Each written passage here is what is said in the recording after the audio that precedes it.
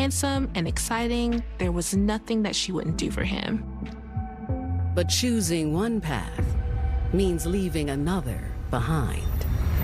Anytime you put someone else above you, you take away parts of you, which will lead you to do anything. We had a massive manhunt within the city limits. I just remember collapsing down at her feet and saying, what? And her repeating it over and over, he didn't make it, he didn't make it. Once you head down a dark road, there's no turning back. She was never going to give him up, and that was clear. This was just a young lady who got involved with the wrong guy.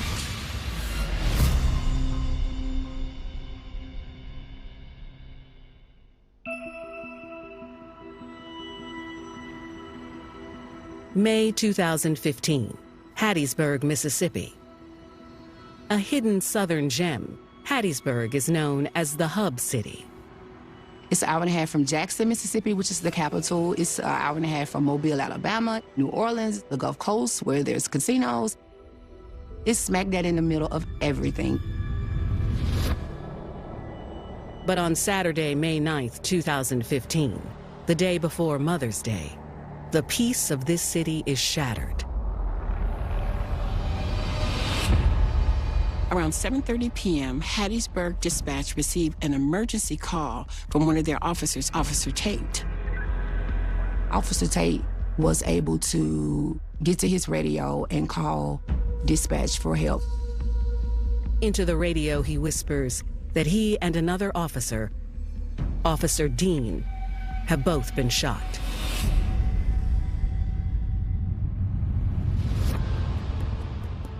Officers Benjamin Dean and LaCorey Tate were both raised in Mississippi by loving families.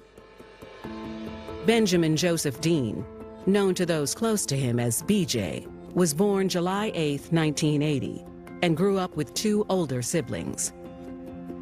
We were the typical American family with 3 kids. I'm the oldest. Josh was 5 years younger than me, and BJ was 7 years younger than me. Benjamin was the happiest baby that a person could have raised. He was full of laughter. He was full of joy. He was always playing jokes. We always picked on each other. We were always outside, playing outside. He loved to hunt, loved to fish, anything outdoors.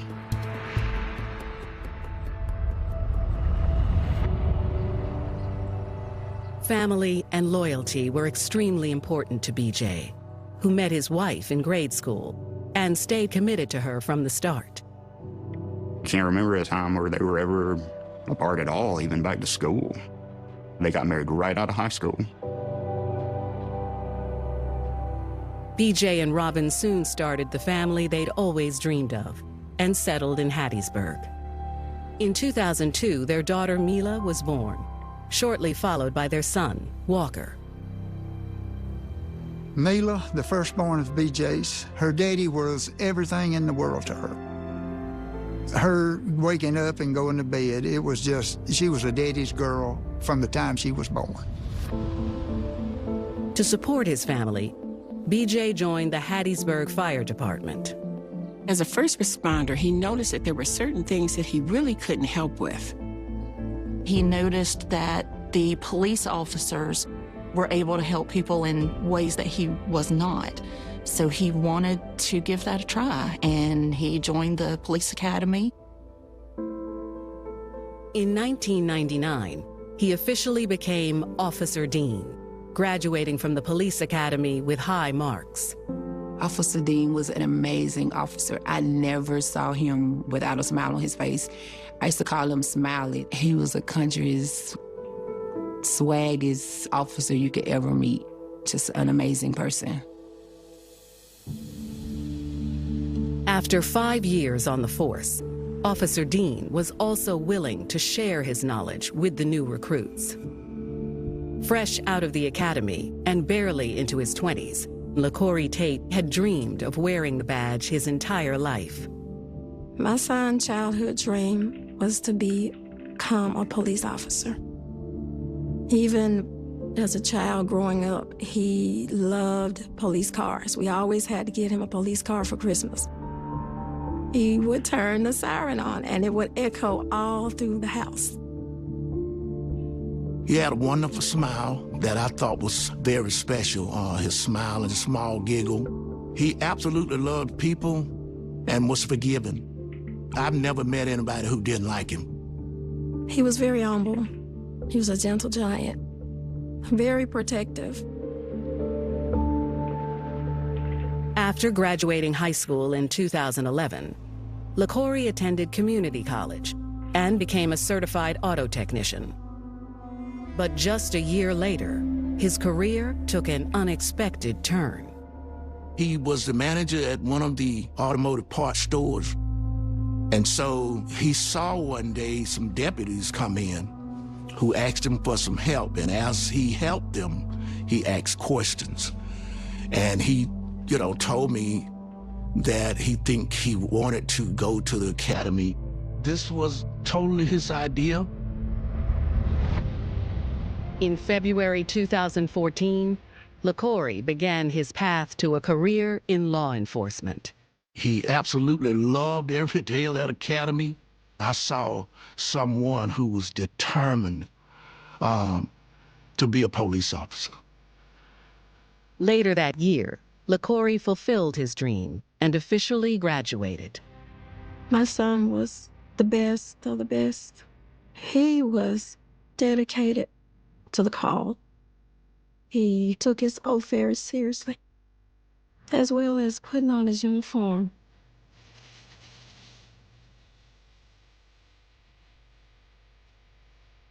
Every morning, he took pride in putting it on. He knew he had a mission, and he lived up to it. LaCorey even found a mentor on the force. As a matter of fact, Officer Dean took him under his wings, and they hung out a lot. They became very close. I often told him when he would go out there, don't forget to pray and take God with you on your job. You have that foundation, and use it. He will always remind us, y'all, be aware of your surroundings. Watch the stuff you do. Be careful. And we would tell him the same thing. Be careful. Be aware of your surroundings. But now, 25-year-old Officer LaCorey Tate and 36-year-old Officer Benjamin Dean have both been shot. Their fellow officers, along with paramedics, race to the scene. Obviously, that is not a call that you want to receive. All boots were on the ground in the city of Hattiesburg. It was an overwhelming response from local law enforcement. When first responders arrive, the officers are both unresponsive, and their guns look untouched. They had both been shot, and they didn't have time to defend themselves. They appeared to be ambushed. Officer Dean had been shot in the face, close range. Officer Dean was killed immediately, and I'm glad he did not suffer, but the fact that he was point-blank executed was horrific. Officer Tate had a bullet wound in his back, but he was still alive. Paramedics raced him to the hospital and hope that it's not too late. There's no sign of the shooter, but one thing does stand out. They immediately noticed that Officer Dean's patrol car is missing. A massive manhunt ensues. Tensions were high in our community. People were in fear.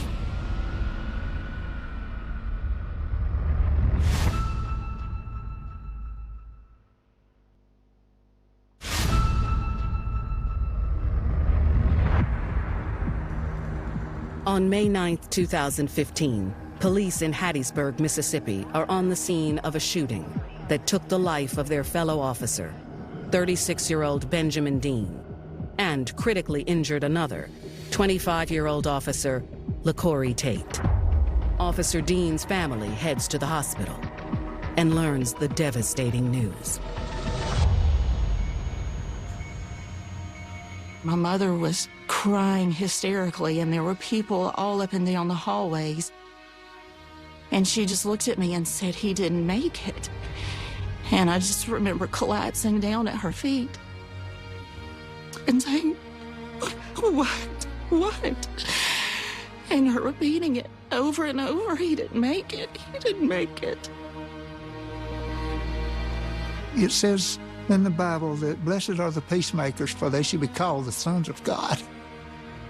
And he was called, and he completed his call.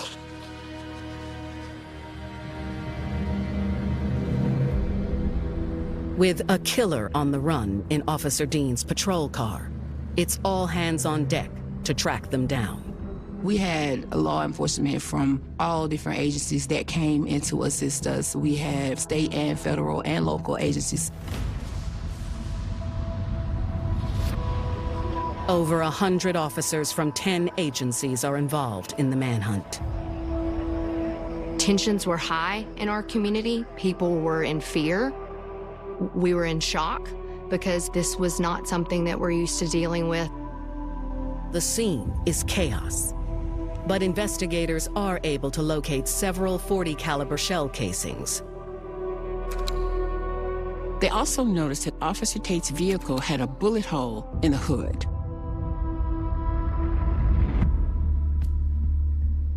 At the station, law enforcement go over all radio communication from the two officers. Officer Dean that night conducted a traffic stop. He noticed that there was a vehicle that committed a traffic violation. Through radio traffic, the investigators learned that approximately at 7:30 p.m., Officer Dean saw a blue car on 4th Street, signaled to turn, but he noticed that it kept straight. After pulling over the vehicle, Dean logged the license plate and then approached the car to speak with the driver. He asked for, name, information, driver's license, registration, insurance, typical information that one would ask on a traffic stop. The driver told him she was on her way to work, and she gave him a couple generic IDs. But he went back to dispatch to run that information. The driver of that vehicle was Joni Calloway.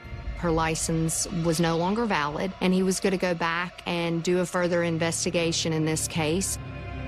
He then noticed the passenger in the vehicle moving around, and this made him uncomfortable. He called for backup. Officer Tate then responded.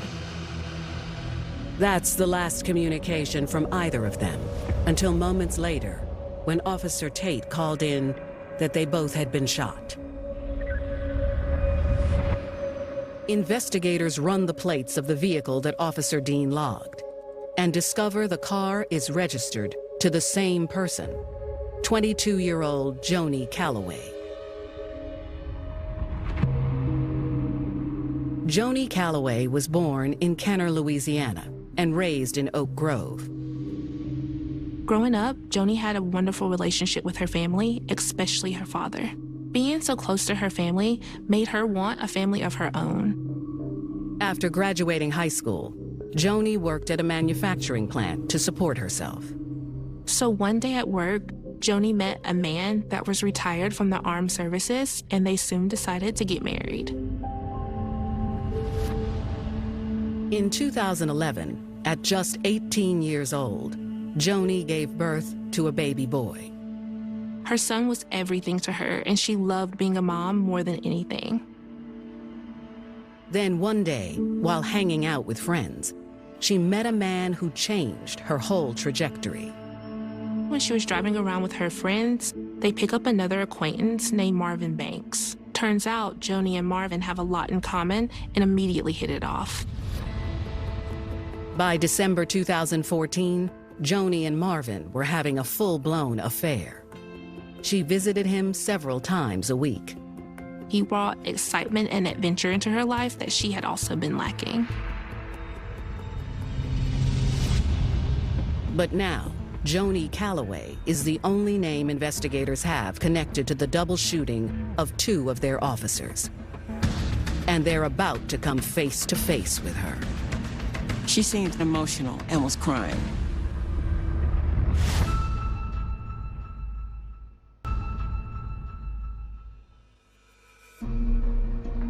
Officer Dean, a seasoned officer, veteran, handled it by the book. Was a routine traffic stop. He did everything right, which shows how dangerous this profession of law enforcement is. Every time you do a routine traffic stop, you're putting your life on the line.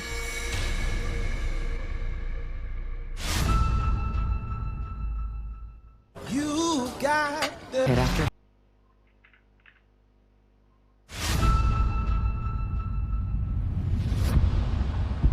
May 9th, 2015, Hattiesburg, Mississippi. It's been just an hour since Hattiesburg police officer Benjamin Dean was murdered and Officer LaCorey Tate seriously wounded. Officer Dean attempted to make a traffic stop. It was a routine traffic stop that went horribly wrong, and the two were shot. Law enforcement has identified the driver as 22-year-old Joni Calloway. While multiple patrol units scour the area in search of the shooter, police get another lead. Another 911 call was received from a woman named Natalie Puck. Natalie was actually attending a festival that was not far from the scene of the crime. Natalie tells 911 that a woman had just come up to her and that the woman seemed jittery and very nervous. She told Natalie that she gave someone a ride and he just suddenly shot a couple of police officers. She alleges that she had no idea that he was going to do that. She seemed emotional and was crying. And Natalie listens to her tell this elaborate story. So Natalie is really the person who talks to 911. Natalie told her that she was going to have to call police, and the woman replied yes, and an ambulance. Law enforcement quickly head to the location and identify the woman as Joni Calloway. They also find her car abandoned in a nearby parking lot. So Joni Calloway was actually transported back to the Hattiesburg Police Department where we prepared to interview her.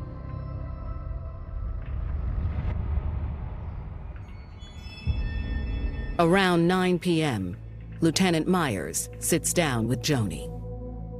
I just wanted to feel of who she was. Who was Joni Calloway?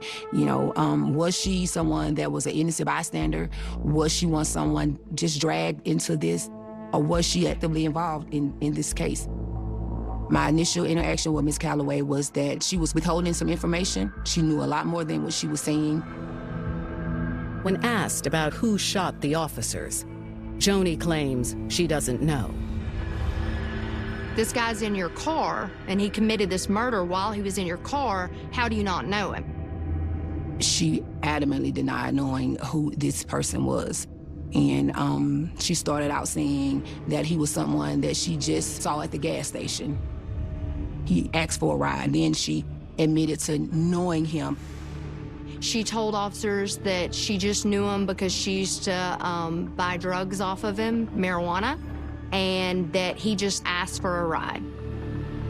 He said, hey, will you give me a ride to the convenience store nearby on Main Street? And so she said, sure. She says, then they got pulled over by the police. She had no idea that he had a firearm on him and that she had no idea that he was going to do this. And she didn't know his name. She didn't know where he lived. She clearly was protecting him. After some time, she admitted only knowing him as his nickname, Cuz. She gradually gave out bits and pieces to where she acknowledged knowing him a little bit more and more and more. Then, investigators get bad news from the hospital. Officer Tate succumbed to his gunshot wound at the hospital. They kicked everything up into a high gear. So yeah, we're not playing any games now. Lieutenant Myers turns up the heat on Joni. Miss Calloway had her 4-year-old child. We need to worry about getting you home to your 4-year-old, because if not, you're gonna go away for a long time. Somebody else is gonna be raising your baby. I was just that honest with her. But she consistently and continuously lied. Nothing seems to make Joni crack. And the interview comes to a close. She spent about 5 hours lying to protect that individual, and all the while we were trying to locate him. Meanwhile, Officer Tate's family and the entire department mourn the loss of the young recruit. Once I found out, of course I still got hope. This is a mistake. They're gonna bring him back to life in the hospital. You're doing anything for hope. That was terrible for me. The news of these two officers losing their lives hit everyone pretty hard. Hattiesburg Police Department had not lost an officer in 30 years. At 10 p.m. that evening, the Hattiesburg Police Department reaches out to the Mississippi Bureau of Investigation. The Mississippi Bureau of Investigations came in and it took over the investigation for us. Meanwhile, officers scouring the area make a discovery that will supercharge the investigation. They find Officer Dean's police car actually a few blocks from the scene, parked in a dead end. And that's where we were able to obtain the dash cam video.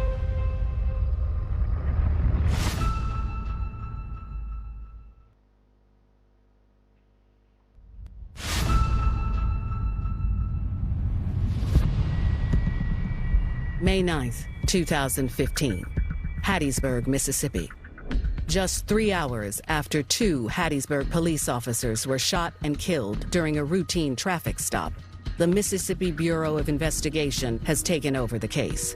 Joni Calloway, the driver, had already been found and interviewed, but she refused to say who was in the car with her. Luckily, they've just found Officer Dean's stolen patrol car. We were able to locate the vehicle a quarter of a mile from the scene near railroad tracks, abandoned.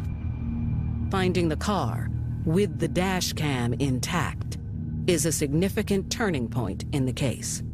When Officer Dean actually pulled over the blue car, his dash camera automatically turned on. Investigators were shocked at what they found. We were able to see exactly how the crime occurred. They see Officer Dean exit the vehicle and walk to the driver's side of the blue car and speak with Joni. They see a passenger in the car. Then, Officer Dean returns to his patrol car to check the identification that Joni gave him. In the video, investigators can see that both the female and male passenger were moving around quite a bit. Calloway's front passenger was putting something under his seats. This is what made Officer Dean call for assistance. The footage shows Officer Tate arrive on the scene a few minutes later. The two men approach Joni's vehicle together. Officer Dean asks her to step out of the vehicle. He talks to her. Officer Tate goes to the passenger side of the vehicle. He goes around to the other side and asks the front passenger to step outside of the vehicle. He eventually steps outside of the car with his hands up, while Officer Tate asks him routine questions. But then, the man pivots back to the car and grabs something from the seat. The next thing investigators see on the footage is disturbing. He shot Officer Dean in the face. Officer Dean was point-blank executed at the scene. So it was horrific that law enforcement had to watch one of their very own be murdered in such a gruesome way. Joni Calloway was standing outside of the vehicle when the shots were fired. She then gets back in her car, puts the car in drive, but holds the parking brake, applies the parking brake. For several seconds, yells, "Marvin, get in the car." So she waited for him. The perpetrator did not get back in the car because there was another officer still on scene, and that was Officer LaCorey Tate. And you hear shots fired. Joni then drives into the direction of downtown Hattiesburg. Even though Officer Tate was bleeding out on the ground, he still managed to make one final call over his radio. He was about 1 year out of the academy, a good officer, and of course, there's nothing that could have prepared him for an incident like this. Despite the reality the video holds, it is a major asset to the investigation. Not only do police have footage of the murder, they also potentially have the shooter's name, straight from the mouth of Joni Calloway. She says his name. She was screaming for him to get in the car so she could help drive him away after committing this murder. She said his name, Marvin. On the morning of May 10th, the Mississippi Bureau of Investigations takes another crack at interviewing Joni Calloway. We need a name, right? And it's high alert in the city of Hattiesburg because this guy's armed and dangerous and he will stop at nothing. But Joni insists that she only knows him as Cuz. She won't give specifics, she's evasive. So everyone has a right to remain silent, right? You don't have to talk to law enforcement. But if you do, you can't lie. And she did that for hours. She was never gonna give him up, and that was clear. With the first name Marvin and his image on video, it doesn't take police long to identify him on their own. Then they showed that to individuals in the law enforcement community, and some of them recognized him because he was on probation, was a convicted felon, and they were able to say, yes, that's Marvin Banks. Mr. Banks had several prior arrests for drug infractions and gang involvement, so he was known to the police department. It was pretty clear that he was a violent criminal. It wasn't a question of when Marvin was going to be violent. It was just to what extent. Investigators are able to track down one of his neighbors, who also happens to be his best friend, Timothy Miller. Timothy says that he has known Marvin since 1995. He grew up right across the street from him in Hattiesburg. And Timothy says Joni Calloway knows him too, very well. Timothy claims that the two of them are in a relationship and have been dating for about 6 months.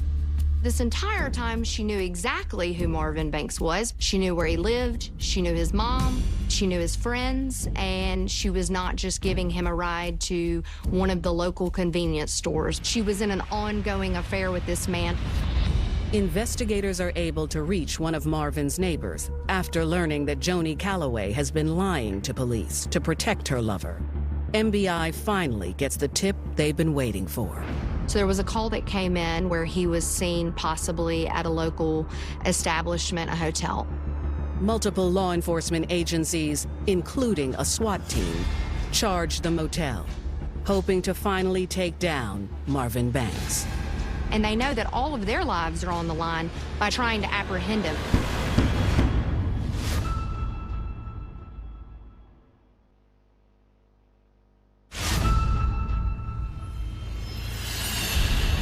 May 10th, 2015, Hattiesburg, Mississippi. Police get a tip on the whereabouts of suspected cop killer Marvin Banks. A clerk at a local motel actually says that she saw the news coverage of the story and a photo of Banks. She said that he rented a room at the motel earlier and that he was actually still there now. Units responded, the SWAT team was there, and they know that all of their lives are on the line by trying to apprehend him. So clearly, right, they're probably a little bit in fear of what could go down during that takedown. Once the area is secured, the SWAT team gets the go-ahead. They storm the room where Marvin is supposedly staying, and luckily, he doesn't put up a fight. With the assistance of MBI, Mississippi Bureau of Investigations, Marvin Banks, he was apprehended and brought in. At the police station, Banks refuses to talk. He asked investigators for a lawyer, and that was the end of his interrogation. We had him, and he knows we had him. There was no getting away from that. Marvin Banks is charged with 2 counts of capital murder. 1 count of being a felon in possession of a firearm, and grand theft. Not only was Marvin Banks arrested, we also arrested Curtis Banks, which is his brother, and several other of his family members. They were arrested for hindering apprehension. Curtis is charged with 2 counts of accessory after the fact of capital murder. News of the arrests spread like wildfire. I was so glad that they found these people and started rounding them up the same night. And I was so thankful for that, because I was praying that this wouldn't be a case where these people got away. It gave us relief knowing that those people were off the streets and hopefully couldn't do more harm. With Banks in custody, MBI investigators focus their attention back on Joni. And she finally gives in. She then admitted to knowing Marvin Banks, and she did identify him as the shooter. She said that she was seeing him and that his name was not Cuz, and she didn't just give him a ride. She had been with him all day. She had told them that Marvin got the gun from underneath the seat and said that he wasn't about to go back and that he was going to basically kill this officer. She says she told him to put away the gun and not do anything rash, but he refused. Now, in that moment, did Joni Calloway alert anyone? Did she do anything to stop it? No, she didn't. After Joni's statement, it seems clear why Marvin took the lives of the 2 officers. He made a decision that in no shape or form was he going back to prison that evening. He absolutely made this decision to kill our officers. Police charged Joni with 2 counts of capital murder. Joni and her boyfriend can both receive the death penalty. But before Marvin faces a death penalty in court, life deals him another hand. In December 2016, Marvin Banks died from potential drug abuse. We know that from Marvin Banks's family and his history that he abused drugs daily.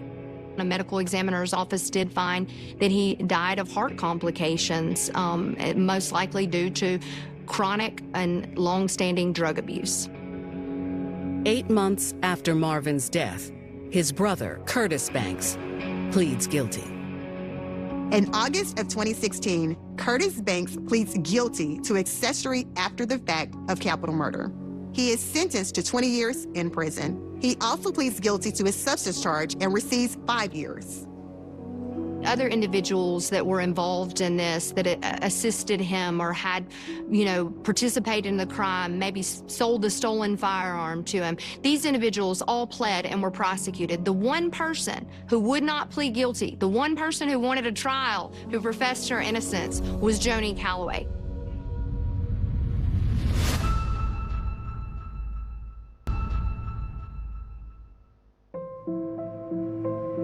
Women don't value themselves enough. They put their spouse, their boyfriend, their girlfriend, whoever, above themselves. And they don't think of themselves highly enough to say no or think about consequences of their actions. I think if she would have stopped and thought about that, it would have turned out another way.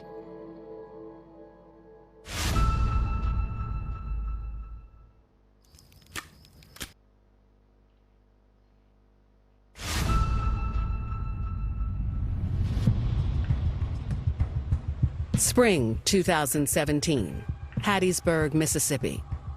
After Marvin Banks died in prison before he could stand trial for the murders of 2 remarkable police officers, everyone who aided him pleads guilty to their charges, except one, Joni Calloway. Joni refused to admit any guilt and kept professing her innocence.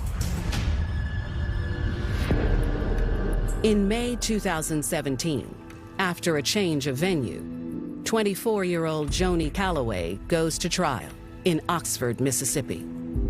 Joni's charges are downgraded to attempted accessory after the fact of capital murder and hindering prosecution in the first degree. From a prosecution standpoint, in our hearts, a lot of us feel like Joni Calloway should have been charged with capital murder. But here's the thing, you can't charge someone unless you have evidence. That evidence has to support a verdict beyond every reasonable doubt. Prosecutors lay out their case against Joni. They show the jury the dash cam video of her trying to help Marvin escape after shooting Officer Dean and Officer Tate. Joni, wanting to protect her boyfriend, was willing to help him as he murdered 2 officers in cold blood. She was definitely a part of this. She saw it go down. She did nothing to stop it. They also show interrogation footage of Joni lying and buying him more time to escape authorities. She absolutely knew who he was. She was engaged in a very long affair with him. Yet, despite the evidence, Joni's defense combats the prosecution and paints her relationship with Marvin in a different light. This was just a young lady who got involved with the wrong guy. They say when Marvin started shooting, Joni did the only thing she could think of. Her actions were intended to try to get him to stop. She had courage to try to get a man with a gun shooting 2 police officers to stop. She tried to interrupt his rampage. Joni's defense says her fear prevented her from speaking up during her interrogation. It seems somewhat short-sighted to charge someone with hindering prosecution about identifying a man who she just saw murder 2 police officers. I think you can explain away a lot of her bad decisions, both before the incident and after the incident, with fear. I find that hard to believe because she saw what kind of monster he was. She invited him into the car and tried to help him get away. She does everything she can to lie and protect him. Joni chooses not to take the stand in her own defense. And on May 7th, the jury returns with their verdict. And they did not deliberate long. They returned a verdict of guilty on both counts. Joni Calloway was sentenced to 20 years for accessory after the fact of capital murder and 5 years for hindering apprehension. For 2 outstanding officers and incredible people, their sacrifice will never be forgotten. It really affected our city. Every day we put this uniform on, we take a chance of not making it home. These 2 amazing police officers, they showed up for work that day. They showed up for work. They were really about protecting and serving their communities. They should still be here today. It's heartbreaking. I would tell him all the time, you know, there's people out there who will take your life for just the simple reason that you wear this uniform. And he was not afraid of dying. I think I owe it to him, to never forget him. I want people to know that my brother was a great man. He was a great friend, a good husband, and a good father. And he cared for his community. And we need more people in the world like him. The paths we choose in life can have lasting effects. Joni Calloway went from a young married woman with a little boy she adored to a convicted felon sitting in prison, all because of her love for a man. Anytime you put someone else above you, you take away parts of you, which will lead you to do anything. Joni Calloway put the needs of Marvin Banks above her family, her child, and which caused her to disregard the lives of Officer Dean and Tate, which led her to have 25 years in the state penitentiary. Be careful where your heart wanders, for love's wrong turn can lead you into shadows you never intended to chase. one misstep, and the warmth of affection can turn to a cold, unyielding darkness. Some paths are meant to be left behind.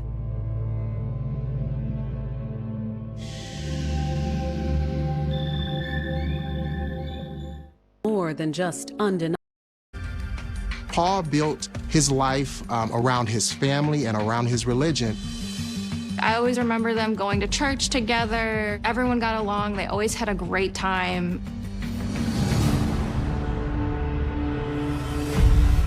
I'll need an ambulance for now. They need to secure the home, so they draw their weapons. The house was a bloodbath.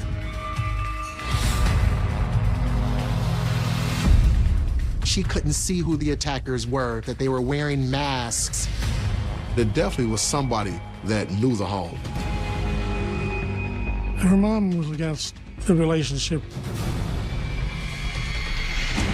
She was like, nope, that is it. I'm taking your phone.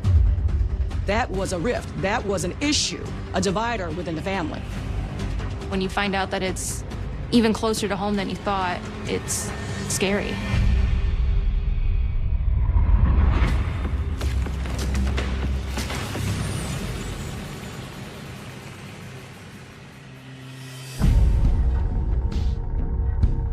It's November 11th, 2010, in the small town of Yale, Michigan.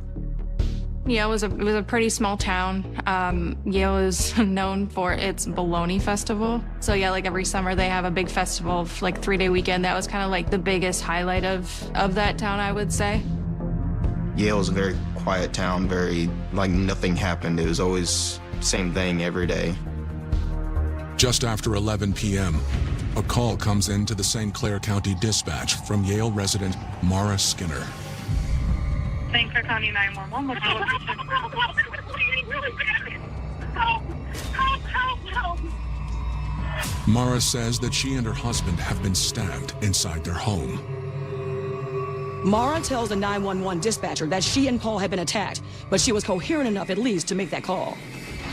She also tells them that she couldn't see who the attackers were, that they wore disguises, that they were wearing masks. As officers are being dispatched to the home, Mara's son, Jeffrey, rushes in and takes the phone from her. Someone came in and stabbed my mom and my dad. Do you know where the person is that attacked your parents? Oh, I'm an ER nurse, but I can't have ambulance by myself. I'll need an ambulance for now. Another call comes in from the couple's 17-year-old daughter, Tia. She was broken down, so she couldn't even hardly speak to the dispatcher. She's crying so profusely, it's hard to get what she's saying. Now we have the arrival of the Yale police. When they come in, they instantly see the gruesome scene. They saw Paul in Jeff's arms, and there was a neighbor trying to do as much as they could do to help. So now it's their job to secure the scene and to make sure everything is safe. All they know is that they possibly have 2 victims. They don't know who's in the household. So they immediately walk through the home. In fact, they draw their weapons. They go upstairs. They find Mara, still conscious, in the upstairs bedroom. You could see inside the bedroom that there was a massive struggle. Mara was able to give some information, though it was vague. She says there were 2 of them, one of them smaller than the other, and they were wearing Halloween masks. Once investigators cleared the scene, they determined that the threat was gone and that the attackers had taken off. EMS rushes upstairs, and they notice she has stab wounds on her arms, her back, even her breasts, and her hands. And they try to stop the bleeding as quick as possible. It looks like she's been stabbed almost 25 times. While Mara was being treated by EMS upstairs, what was happening downstairs was devastating. Paul was dying in his son's arms. They did what they could, but unfortunately, Paul did succumb to the injuries. They were not able to save him. But there is still hope for Mara. EMS at least were able to stabilize her, and she's holding on, and they were able to transport her to the Port Huron Hospital.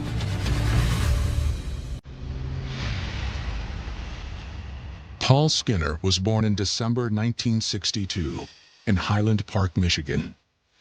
At that time, Highland Park, is a suburb of the city of Detroit, but a high industrial area. Ultimately, his family moves to Yale.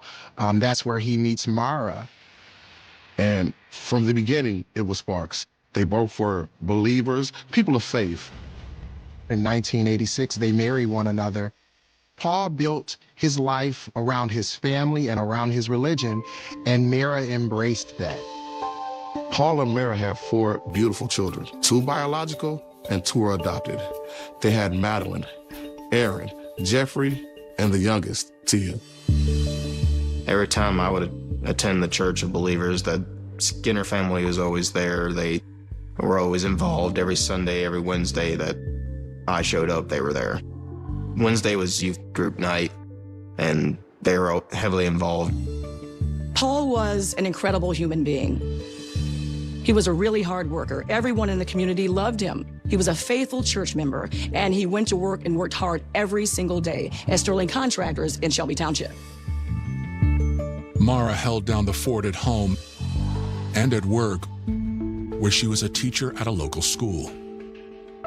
Mara was a very great teacher. She was very helpful. She went out of her way to help every student she could. I mean, she knew every kid in town, so she was always provided snacks. She was always very homely, very inviting, very accepting of everyone.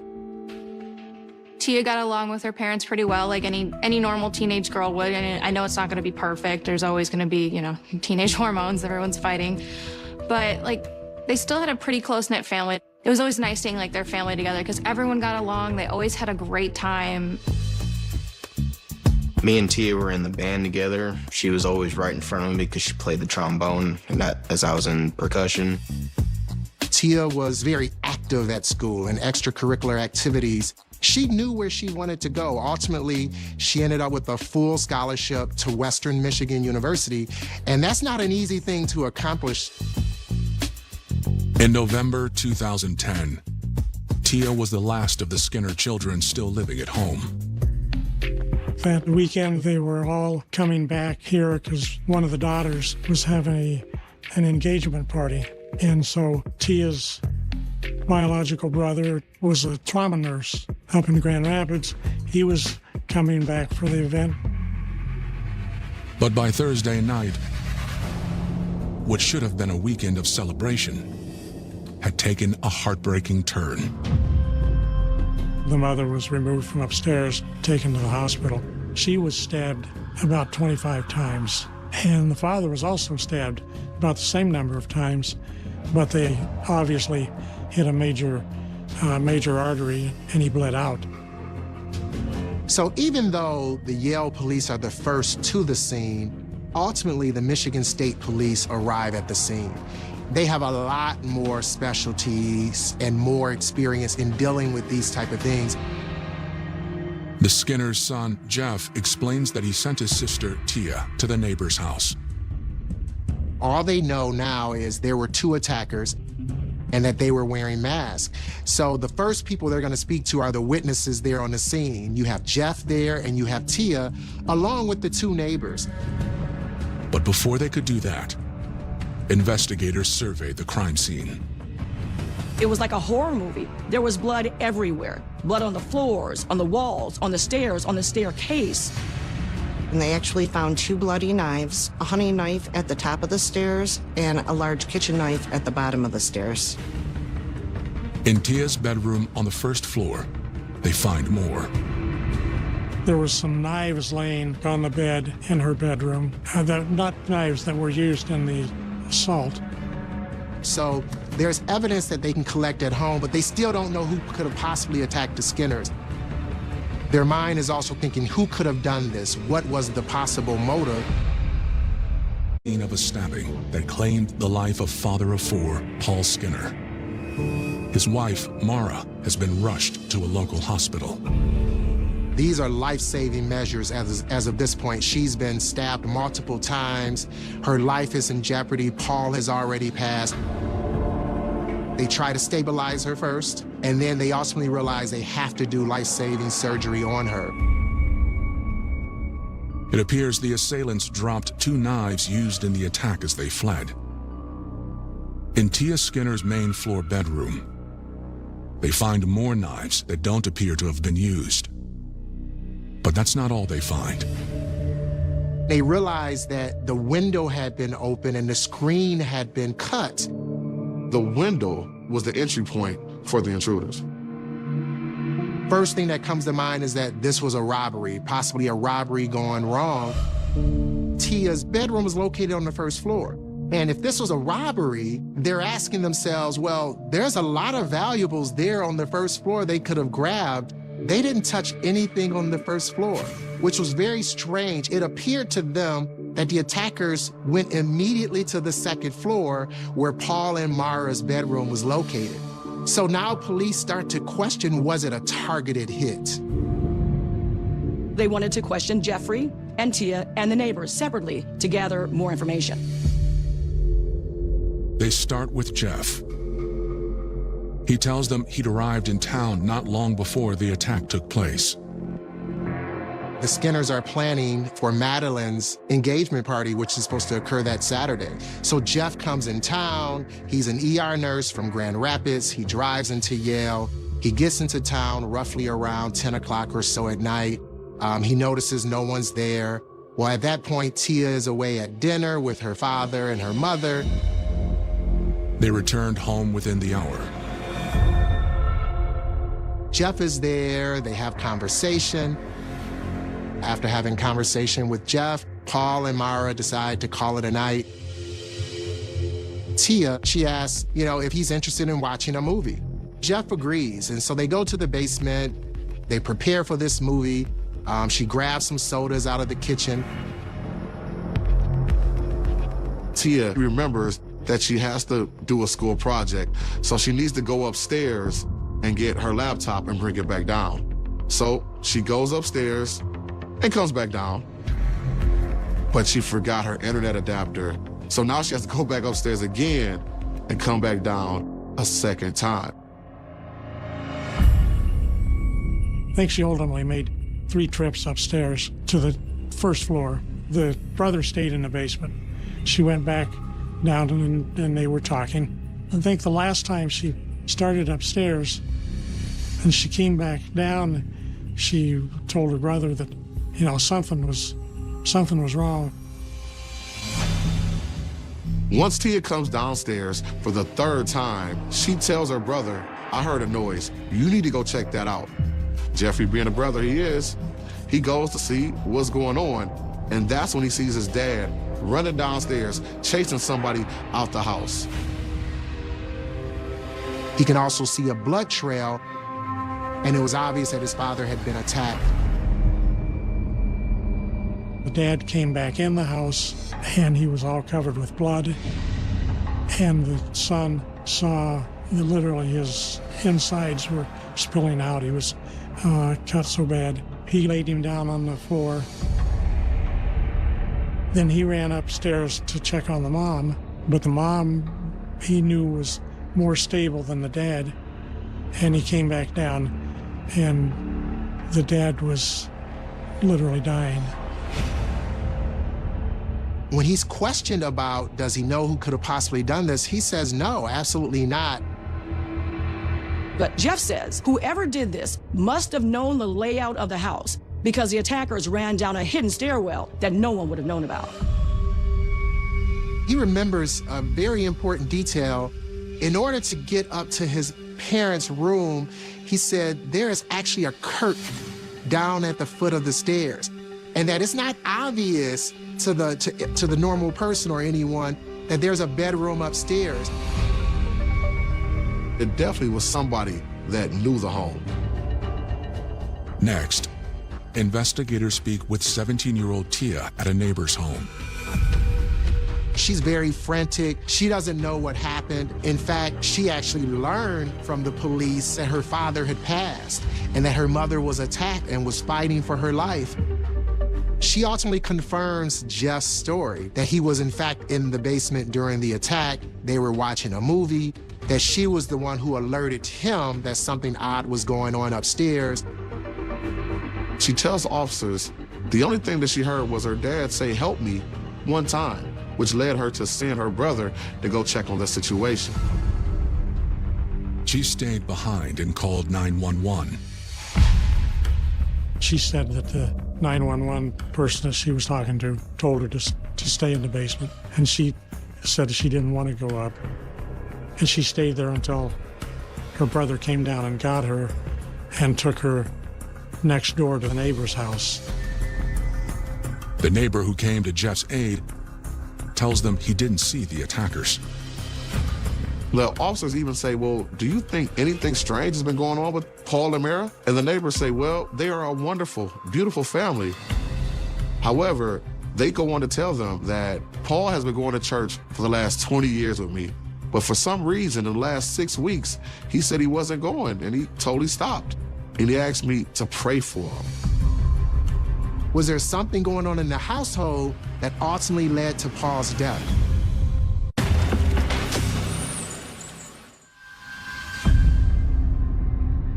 That day that it happened, I remember waking up to hearing about, the murder. And I remember sending Tia a text message asking if she was okay. And all we knew was that there were, 2 people in masks on the loose, basically. Like, you didn't know anything, you didn't know where they were. And my mom lived just down the road from there, so it was kind of terrifying because you didn't know if it was just random or a robbery gone bad. Nobody had any idea of what was going on, so it was, did somebody come from out of town? You didn't think it could happen, 1, to the town that you grow up in, and 2, to people that you knew.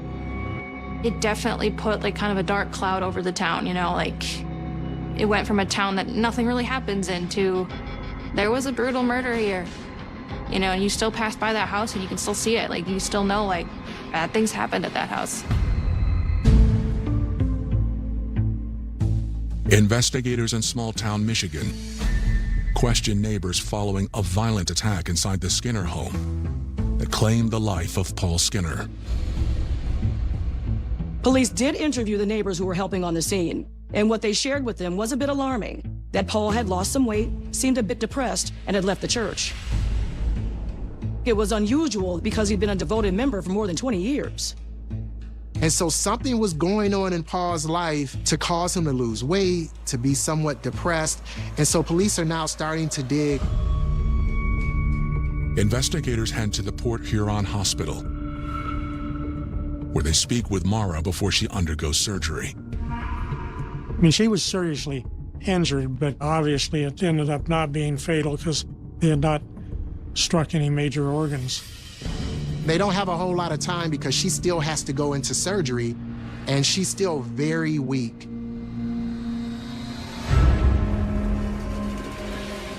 Mara and Paul were asleep in bed, and Mara woke up to what she thought was somebody hitting or punching her when she realized she was actually being stabbed.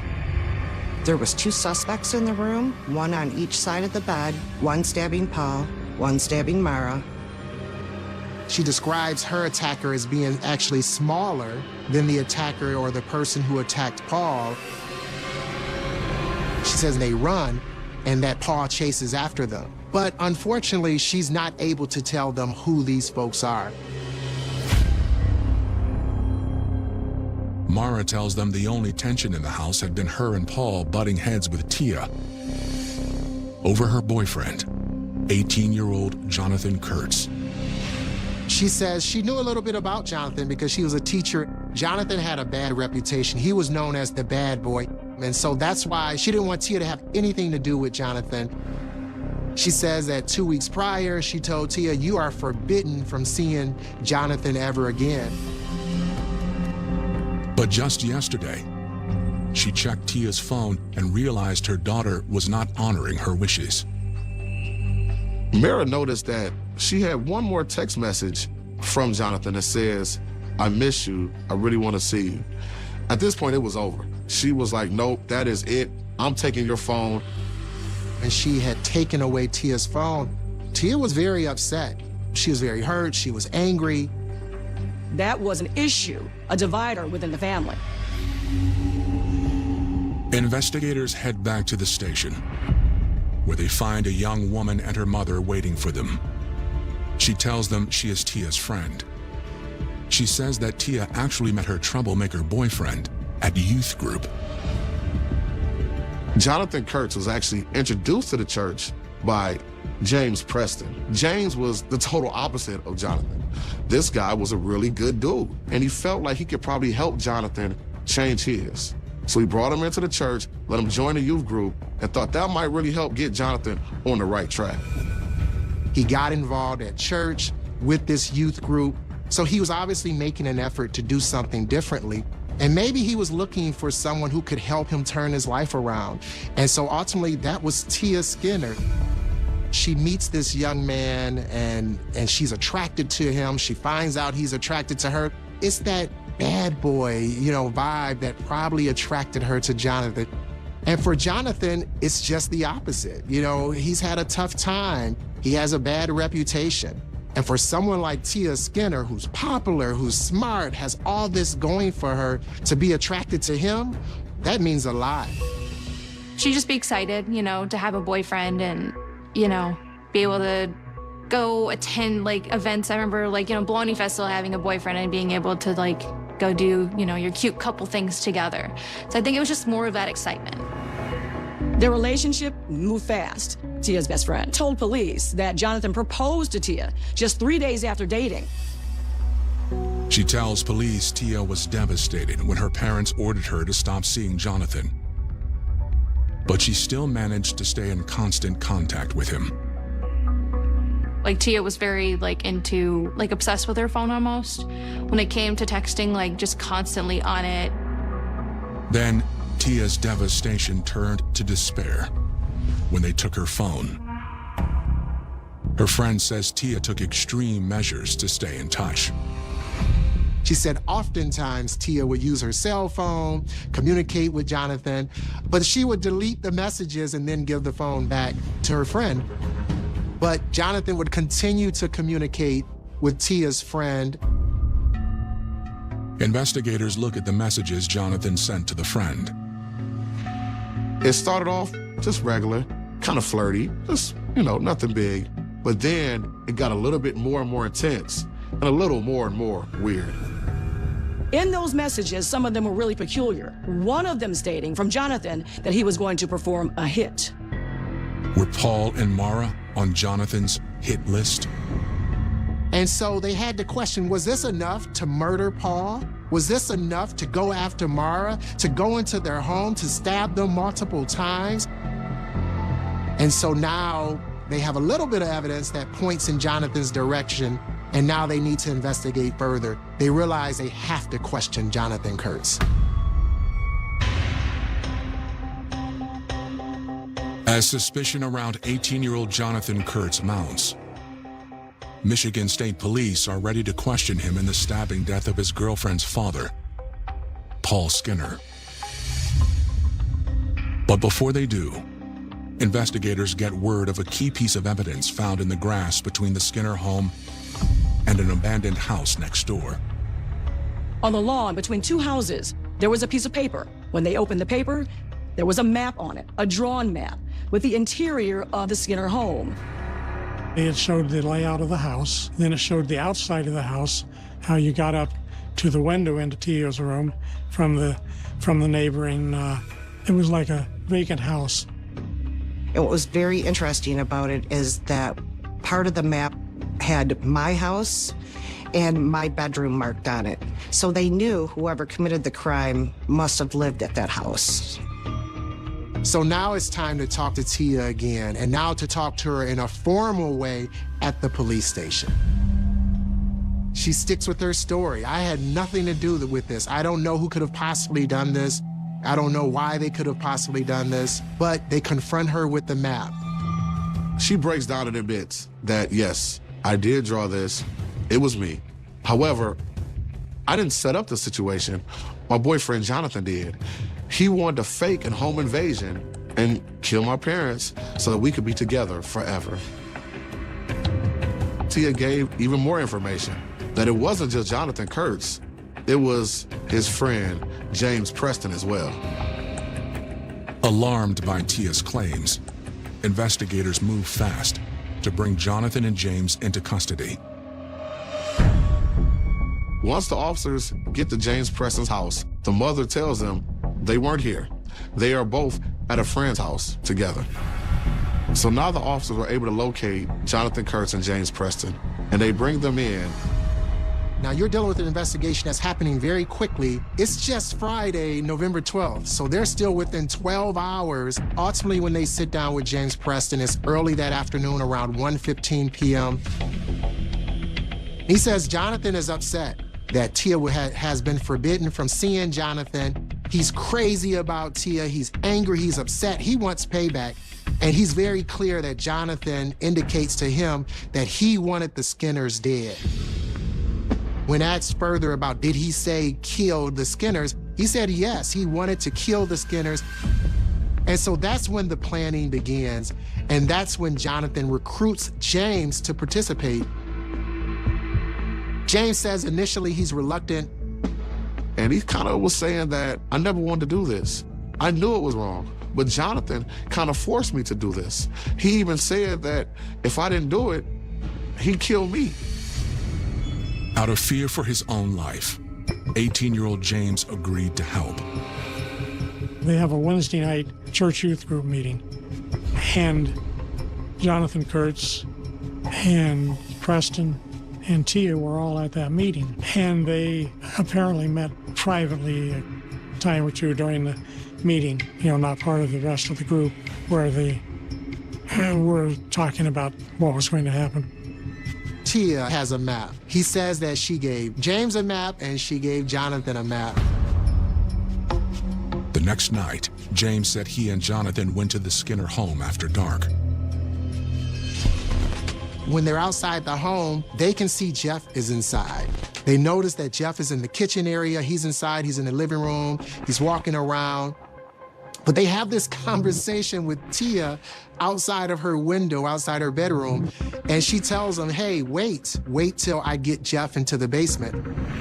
Jeff had already indicated Tia had gone upstairs 3-4 times to secure a charger, to secure an adapter. Well, in fact, she was going to her bedroom where she was having conversations with Jonathan and with James about the timing of their entry into the home. They had spoken to Tia when she was in her bedroom, and she had told them she'd give them a signal, and the signal apparently was going to be when the basement light came on, then it would be clear for them to come in the house. When the light came on, they entered through Tia's bedroom window and beelined upstairs to Paul and Mara's bedroom. James finally admitted, yes, he did stab Paul 3 times, and the dad went on to try to attack him and fight him back to get him off of him. He was the one who attacked Paul. He also tells them that once Paul turns on the lights and chases them down the stairs, what's interesting is that he stays at the house. He says he ran into a bathroom and hid, and that Jonathan is chased out the front door by Paul. He said he ultimately then leaves there and goes into Tia's room and leaves out that window that they came inside. James says that Tia not only made the map, but she also made it easier for them to get in through her window. Tia already cut the screen to her window, and she pried the window open in order to allow them entry into the home. James gives them a lot of information that implicates Tia, and that actually shows that Tia was a lot more involved than she said she was.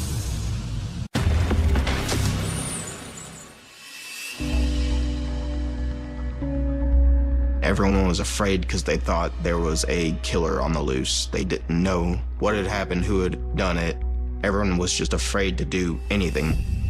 And as more news came out, it came out that Jonathan and James were involved. And then there was a map found saying my house and my room. And then we found out that Tia was involved too. And it was a complete shock to everyone. Everyone in the community stepped up to surround that family with love. The Skinner family had always been there for everyone else, and it was inspiring to see everyone rally around them. After hearing from murder suspect James Preston, investigators believe Tia Skinner played more of a role in the attack on her parents than she is letting on. Even so, both James and Tia point the finger at Tia's boyfriend, Jonathan Kurtz.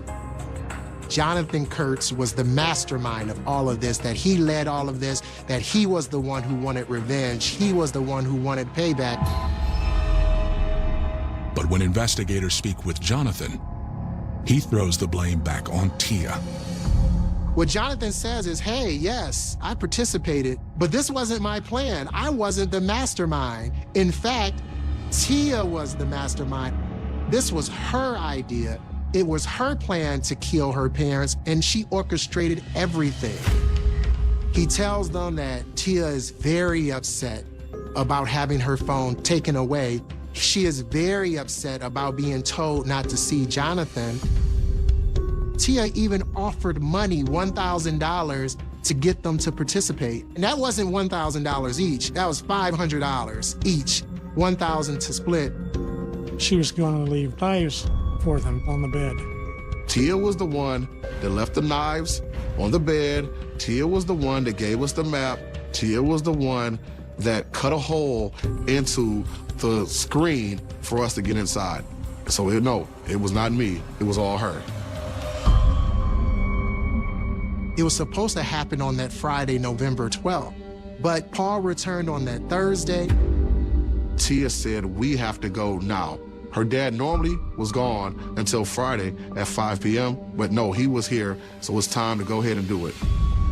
Jonathan even says that I actually asked Tia probably about 100 times, are you sure we should do this? And Tia was like, yes, I want it done. I want it done. So he went on and did the job. He tells investigators they didn't use the knives Tia left for them, but brought their own. The money was supposed to be on the bed after they were done. And of course, it wasn't.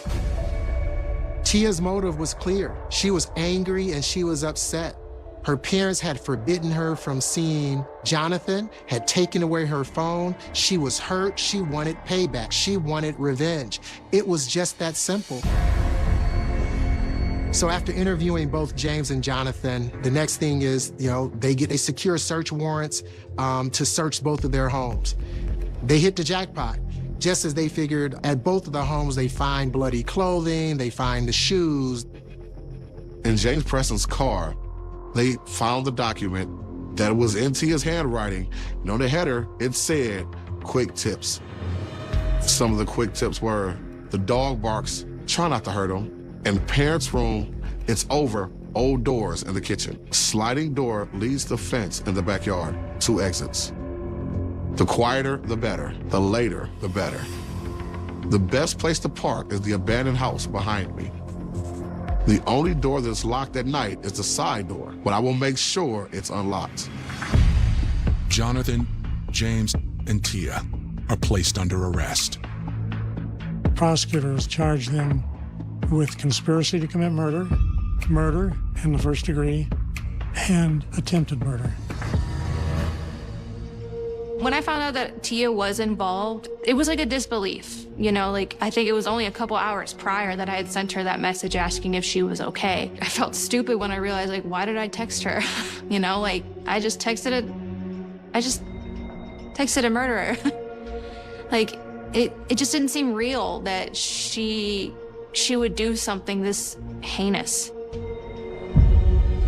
Thought it was just a random robbery gone bad or something, but when you find out that it's even closer to home than you thought, it's scary. As investigators team up with prosecutors to strengthen the case, they obtain cell phone records for the 3 suspects.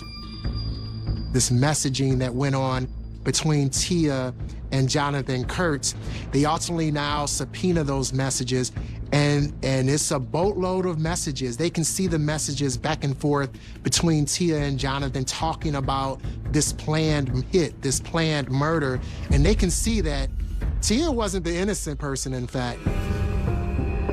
Mara Skinner continues her physical recovery. I do remember seeing her at the funeral, and she still looked very fragile even then, and that was probably like a week later after it happened.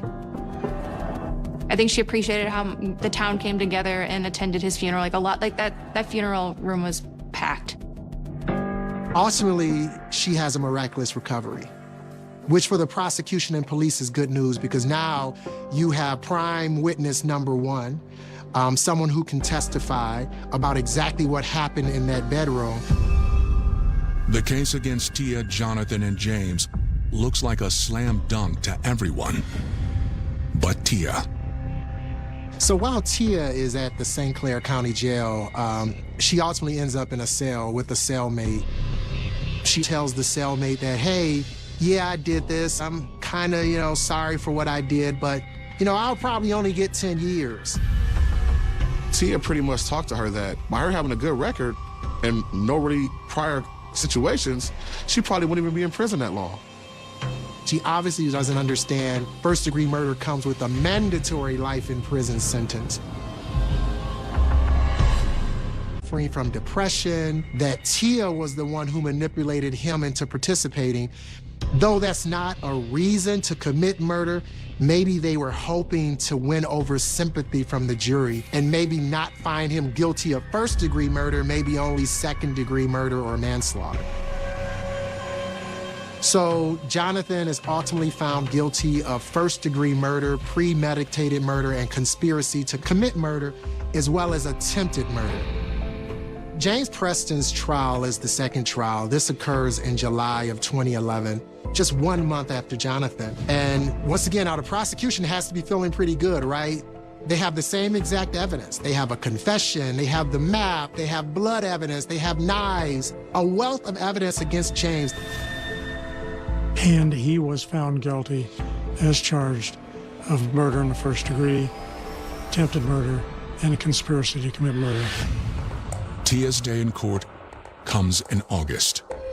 And you have to think that for the family and for the community, this is probably the most important trial. And so that's why in the courtroom, the entire family attends. You have Jeff in the courtroom, you have uncles in the courtroom, you have Mara in the courtroom. They're all there for the trial. Mara isn't just a spectator. She is a witness. Most people would not want to relive a horrific night, something that Mara went through, but she wants to stand up to it. And despite the fact that this was her daughter, this was Tia, who had been a part of this, she wants to face Tia eye to eye. Prosecutors' main thing was that Tia orchestrated everything. That Jonathan and James would not even been in the house if Tia didn't set this up. In an attempt to get a lesser conviction, her defense tries to explain her unthinkable actions. They talked about her having a lack of attachment that could have gone back to when she was living with her dad, her biological father, and then shuffled off to the grandmother, and then shuffled off to the Skinners. That she lacked attachment to that family. Now, there'd never really been much indication of that during the course of her growing up, and the judge didn't really accept that. It took the jury 45 minutes to return a guilty verdict in Tia Skinner's case. In September 2011, a St. Clair County judge hands down sentences for all three co-conspirators. The judge did not sentence any of them till after all of them were tried, and then they were all sentenced on the same day. James, Tia, and Jonathan were all sentenced with life in prison without the possibility of parole.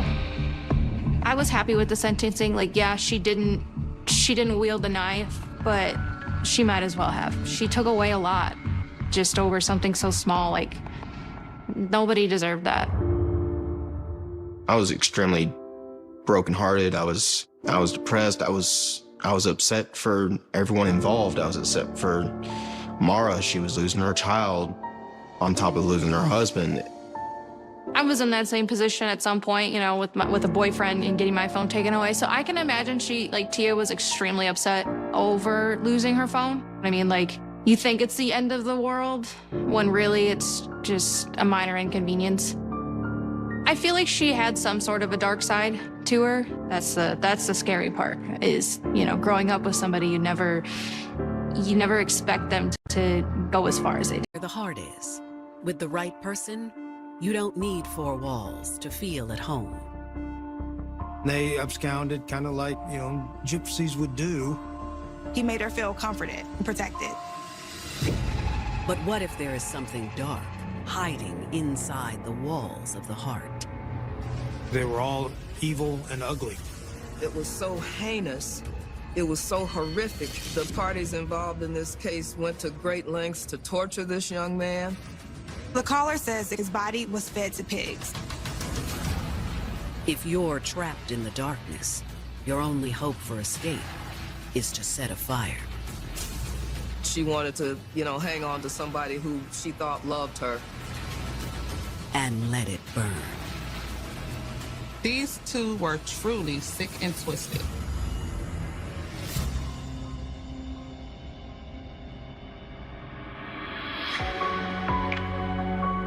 November 17th, 2016. It's a breezy autumn day in Tulsa, Oklahoma. Tulsa, Oklahoma is the second largest city in the state of Oklahoma. It has a population of a little over 1 million people. It's a great place to live.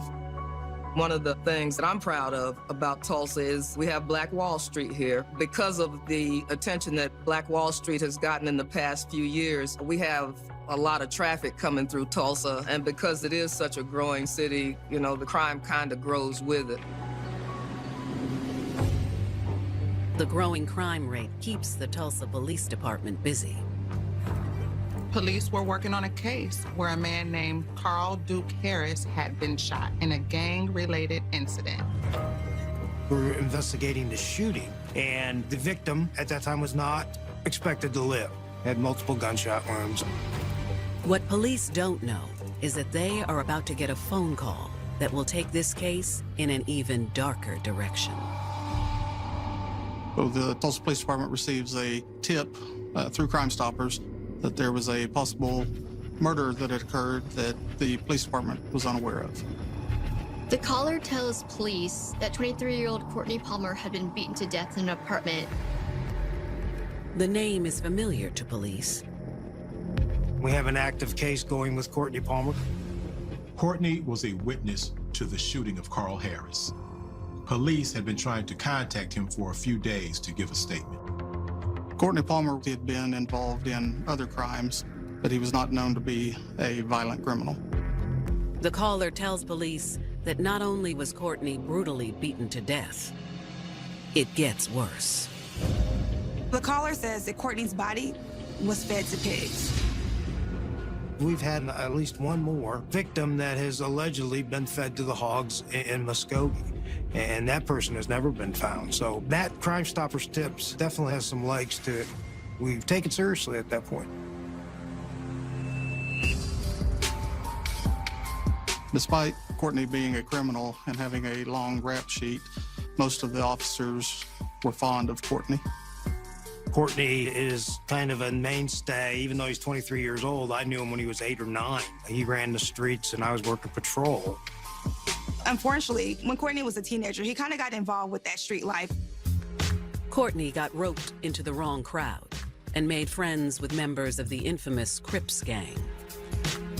Despite his criminal involvement, Courtney was well-loved. He was known as a jokester. He was known for his smile, that he can light up any room that he walked in. He can lift anybody's mood if they were feeling down. He was gang-related, but it was obvious to us that Courtney cared about his family. His family cared about Courtney. Courtney was a father to 3 children. They were the #1 priority in his life. Courtney was a family guy. He had 2 daughters and a son. He stayed actively involved in his children's lives. The children were by 2 different women. Even though the relationships didn't last, he still stayed engaged with his children. Courtney had a big heart. He would do anything for anybody. Just a very generous person was the impression I got about Courtney. Everybody kind of knew Courtney Palmer. Courtney has some issues, but he was always respectful. So who would want to kill this young father? And why? Police asked the tipster for more details. So the anonymous tipster alerts police that Courtney was killed because there were rumors on the street that he was involved in setting up Carl Duke Harris, who was shot. Police knew Courtney was a witness to this shooting, but this was the first time they heard he may have actually been involved. The tipster claims a woman named Charletha Mack lured Courtney to her house 2 days after Duke Harris's shooting.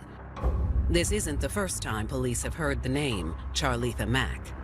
Allegedly, Courtney Palmer was at Charletha Mack's house up north. We know that house. There's other killers that have been in and around that house. So when that name comes up, it leads credence to the Crime Stoppers tip. It just starts steamrolling that. All indications is that Courtney is going to be dead.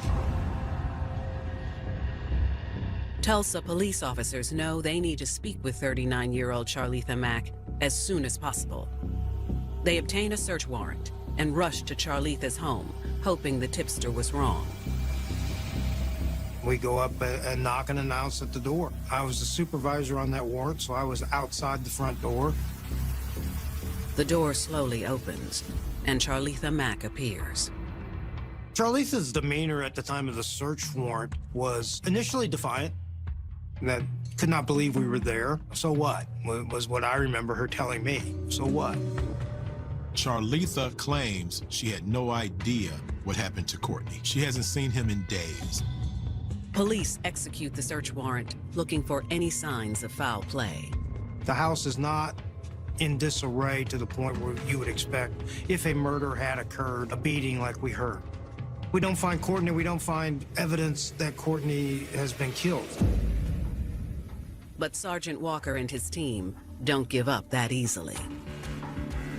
We had included our crime scene folks coming with us as part of the service of the search warrant. That doesn't always happen, but we knew we were going to need their expertise in luminoling. With the help of the luminol, crime scene investigators are able to uncover evidence in the bathroom that was invisible to detectives' eyes. The luminol that was in the bathroom reacted in several places. The bathtub, the bathroom sink. So that lets us know that it's not just somebody that nicked their finger and they bled a little bit and they wiped it up. It kind of is reminiscent to a beating, and that's a key part into our investigation. There's evidence that something extremely violent happened in that room. This has started us to believe that we've got a murder and we've got people hiding it, so it's just going to be a matter of time.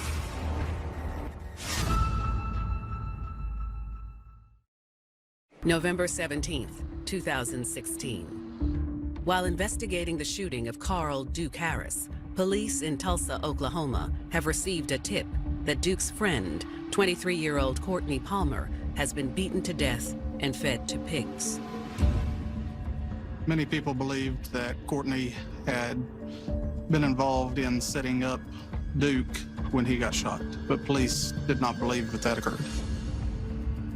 The tip has led them to the home of Charletha Mack, where the tipster claims Courtney was killed. Though Charletha contends she has no idea what happened to Courtney or where he is. Her demeanor was one that we would expect of somebody that's been talked to by law enforcement before, used to getting her way. However, there are clear signs of a violent altercation in Charletha's bathroom. This was not a lot of blood, but it was a significant amount to know that what our investigation was leading us to is true. Somebody got beaten in the bathtub, on the tile, and at the bathroom sink. As CSI documents the findings, Charletha Mack is taken back to the police station for an interview. Charletha, once she was in the interview room, finally decided that the truth was about the only thing that she could keep straight. Her lies were just not going to hold up. And that's usually the case. So when she started telling us what happened, it fit absolutely with the investigation. Police ask Charletha about her relation to Courtney Palmer. Charletha tells police that Courtney often hung out at her house. He had a baby with her niece, and she considered him like a nephew. Charletha says on the night in question that there were two other people staying at her house, 39-year-old Gerald Lowe and his girlfriend. Mack, when we interviewed her, only knew Gerald Lowe. She knew Gerald Lowe's girlfriend, but did not know her identity. And of course, when she lies about one thing, we're gonna call a liar on that one too, but she was stuck with the not knowing. Charletha explains that Gerald, like many others in their circle, was angry about the shooting of their mutual friend, Carl Duke Harris. Gerald believed the rumors that Courtney had something to do with Duke getting shot. Charlitha says she doesn't think Courtney was involved, but Gerald was adamant that he was to blame. Around 3 a.m., Courtney showed up to Charlitha's house. She explains that Courtney just pops in, and that's totally understandable for Courtney's behavior. Courtney would show up when Courtney showed up, and he's obviously feeling a little bit triggered by the shooting of Duke, and he's talking to Mac about all that. Charlitha tells police she had no idea the horrors that Gerald and his girlfriend had planned. Gerald quickly got violent with Courtney. He was slapping him around, kind of pushing him around, trying to get some understanding of what happened and his involvement with Duke. As Gerald was assaulting Courtney, he encouraged his girlfriend to get involved. Once she got involved, she took things to a whole new level. The woman sat on Courtney's lap, straddles him, and takes out a pocket knife and slashes him on the cheek.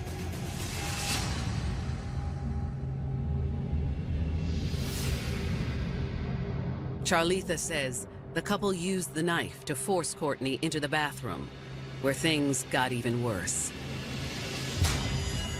Charlitha says Courtney was telling them he had nothing to do with the shooting, but they wouldn't relent. She says she was in a state of shock, too terrified of Gerald and his girlfriend to intervene. She could hear them beating him for several hours. She gave gruesome details as what was going on, and she allowed that to happen. I mean, it is her house. At any point, she could have called 911. It's hard to feel sorry for Mac at that point.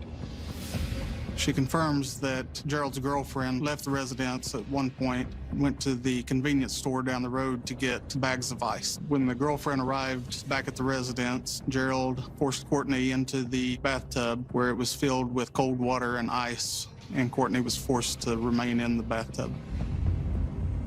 They then poured boiling hot water on Courtney as well. Finally, with a rush of adrenaline, Courtney leaps out of the bathtub and tries to fight for his life. The tussle progresses into the hallway. When Courtney started fighting back, Gerald grabbed him and began strangling him, at which time the girlfriend began to kick Courtney in the face and chest. So at some point, Courtney stopped moving, he stopped breathing, and it was at that point Courtney was dead. Charlitha says that she was petrified. She watched as Gerald and his girlfriend grabbed blankets to wrap Courtney's body and loaded it into a plastic tub. They took it out to Gerald's white pickup truck. Gerald and his girlfriend then drive away. Police asked Charlitha where the couple went. Was Courtney actually fed to pigs, like the Crime Stoppers tipster reported? As for what happened with the body after that, Charlitha said Gerald told her that he got rid of the body in a rural area outside the city. With only one name to go on for now, detectives put out an APB for their new prime suspect, Gerald Lowe, and his white pickup truck. Gerald had a long rap sheet, which included multiple drug charges, as well as multiple offenses of assault and battery. But who is his girlfriend and alleged co-conspirator? Detectives are about to get one step closer to finding that out. She's walking through the store like she doesn't have a care in the world. There's no doubt this is their girl.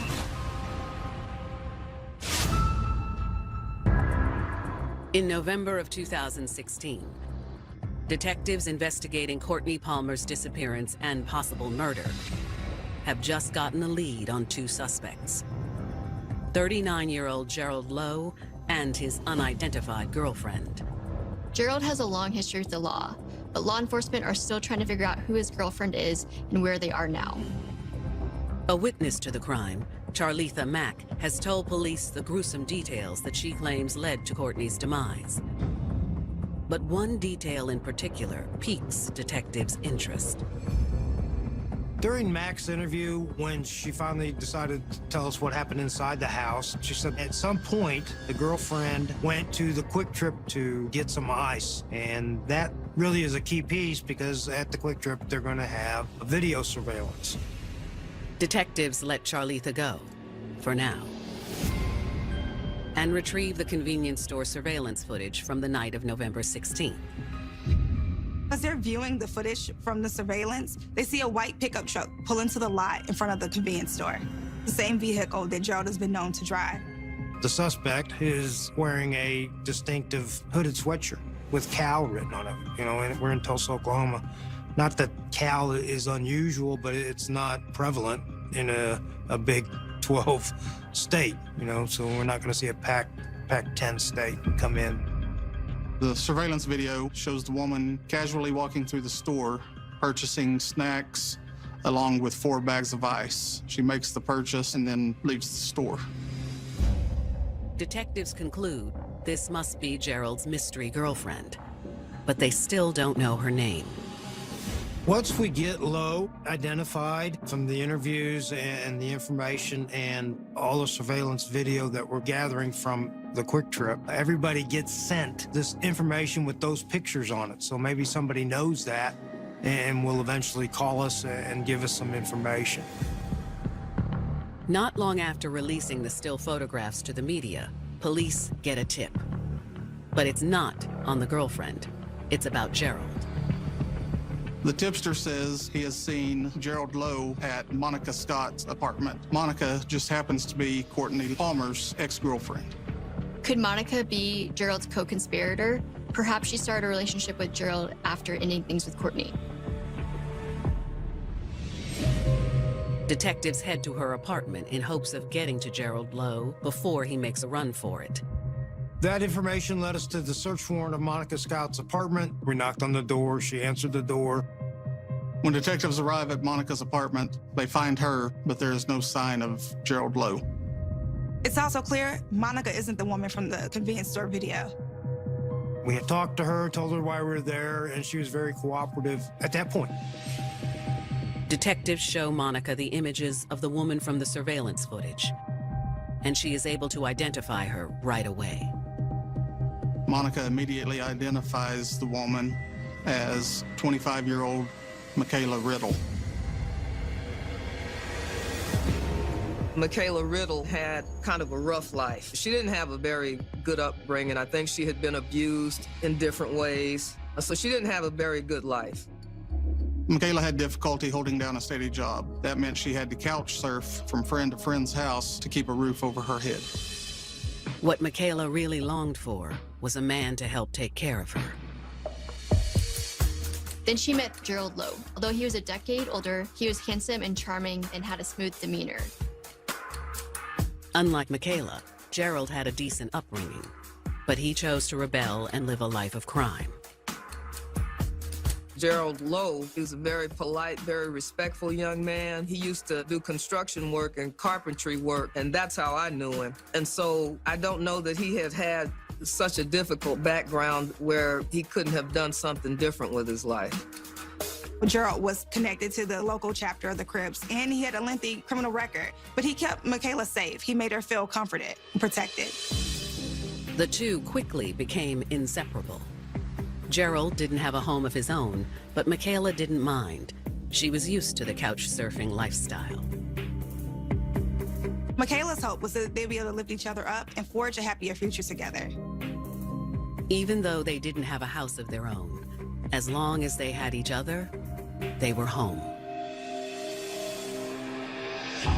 According to Monica, Gerald and Michaela had been living with her, but she said she had not seen them in a few days.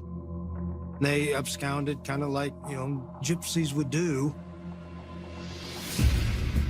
Monica tells police she and Courtney had a fight and broke up a few days before he disappeared. But when she heard he was missing, she was distraught. Monica tried to reach out to him via phone, but she wasn't able to get in contact with him. She believed something terrible had happened to Courtney, and she started crying. Michaela was at the house at the time and asked why she was upset. She admitted she was crying over Courtney. Instead of comforting her friend, Michaela says something that chills Monica to the bone. That's when Michaela responded, "Oh, you're never gonna see him again." When Monica asked what she meant by that, Michaela said, "This is about to be some First 48 stuff." So that was a clear indication to Monica that her ex-boyfriend, Courtney, had been murdered. Monica admits that she should have called the police right then and there, but she was scared and confused. She was hoping that Courtney would just come back home and everything would be back to normal. Detectives ask Monica if she can give them any information that will help track down these potential killers. Monica confirms to police that Gerald and Michaela do drive a white pickup truck, but she has no idea where they are now. Then, Monica supplies them with one invaluable piece of information: Michaela's phone number. Riddle's phone number, that's a key piece of evidence in any murder investigation. If we can get that phone number, then we can start doing work on that. This is like gold for detectives. With this, they can track Michaela's general location. Police are one step closer to getting justice for Courtney Palmer. Now, it's only a matter of time. So they know that apprehending Gerald and Michaela is going to be the key to solving this case.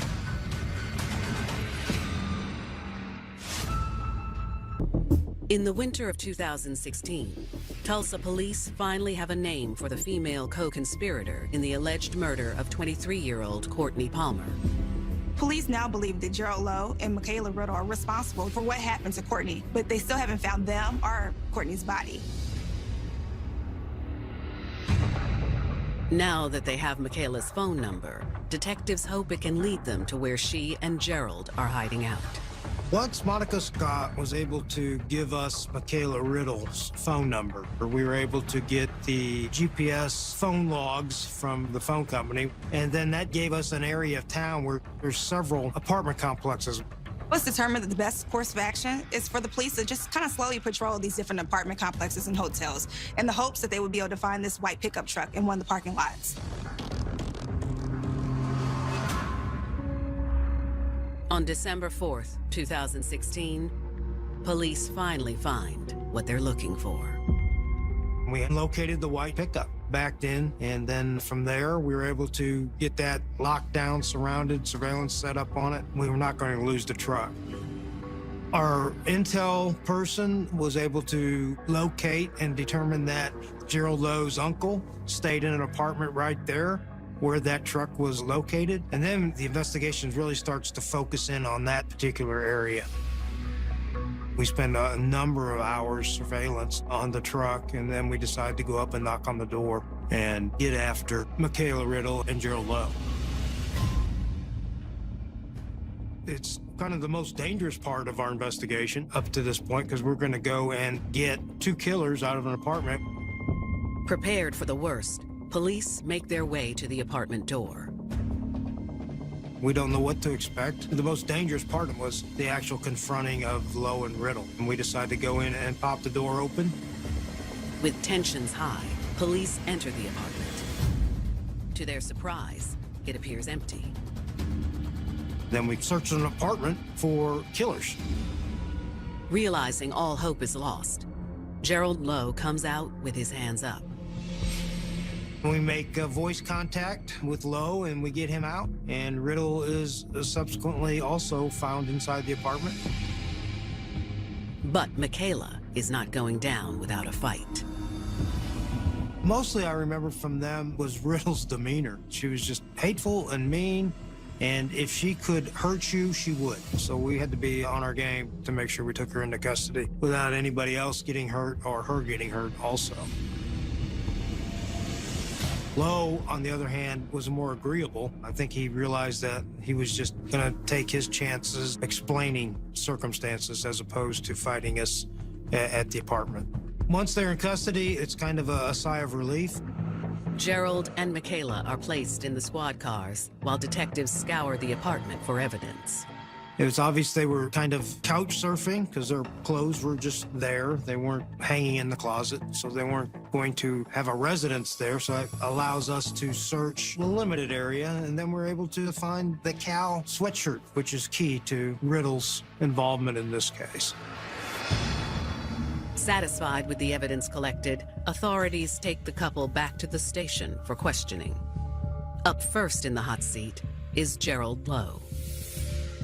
Detective White goes in there and explains why he's here. He kind of understands that, yeah, we're there for a reason. He knows what he did, but he still is in denial. When confronted with Charletha Mack's statement about his and Michaela's involvement in Courtney's brutal murder, Gerald shuts down. Obviously, he has the right to remain silent. He imparts that right to an attorney. And once that happens, we're kind of done. So we leave the room.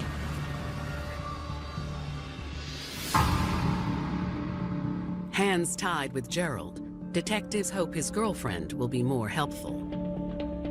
She's as hateful in the interrogation room as she was in the apartment. Not cooperative. She's telling us that we should all have that information. And of course we did. But usually what we want to do is start a conversation and gather some type of rapport with her. But she was unrapportable, if that's even a word.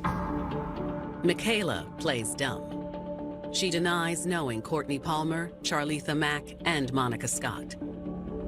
The only person she claims to know besides Gerald is Carl Duke Harris, the man many believed Courtney set up to be shot. I do remember her making some comment throughout this case that Harris was her cousin, so there's family blood, if you can believe her. Detectives try hitting her with the hard evidence. When shown the still photographs from the surveillance video, she denies being the person in the video. She was not going to have any of it from us, and basically the interview was shut down, mainly because it was obvious that she wasn't going to give us anything. She wasn't going to cooperate. She demands to be taken to her cell so that she can go to sleep. With neither suspect cooperating, it's more important than ever that investigators find Courtney's body if they hope to get convictions. Detectives are afraid that they may not ever be able to find the body of Courtney Palmer.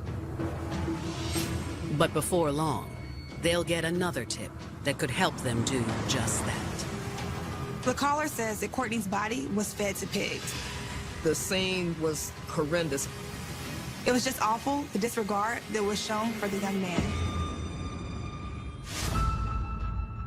December 2016. Police in Tulsa, Oklahoma finally have their prime suspects in custody for the tragic disappearance and alleged murder of 23-year-old Courtney Palmer. Investigators believe Gerald Lowe and Michaela Riddle tortured Courtney for hours and ultimately strangled him to death. Obviously, after the arrest, we still have to locate Courtney's body. We want to put Courtney out there on the media. Here are the people that are involved. We show the truck, we show Lowe, we show Riddle. And it doesn't take long for another tip to come in. The next day, we get a phone call from Muskogee. So it all starts to roll downhill at that point in locating Courtney. According to the tipster, Gerald had been seen living in an abandoned farmhouse miles away in Summit, Oklahoma. Apparently this area used to be a pig farm or somebody raised pigs there before. It was just kind of a desolate country area. There was a neighbor who lived next door who knew Mr. Lowe, who had said he had seen him there around the time these events were happening. They head out to Summit in search of Courtney's remains, or the pigs who ate them. We're able to locate the house that the caller called in after viewing our media presentation and search the premises. Inside the dark, abandoned home, investigators scour for any sign of Courtney or evidence that might connect their perps to the scene. They actually find a vacuum erection device and a sock. They know they can test these for DNA and hopefully tie Gerald and Michaela back to the scene. Unfortunately, they don't find any other evidence, such as the pocket knife used against Courtney. They don't find the plastic tub that the couple supposedly used to transport the body. In the backyard, investigators don't find any pigs, but they do find something very disturbing.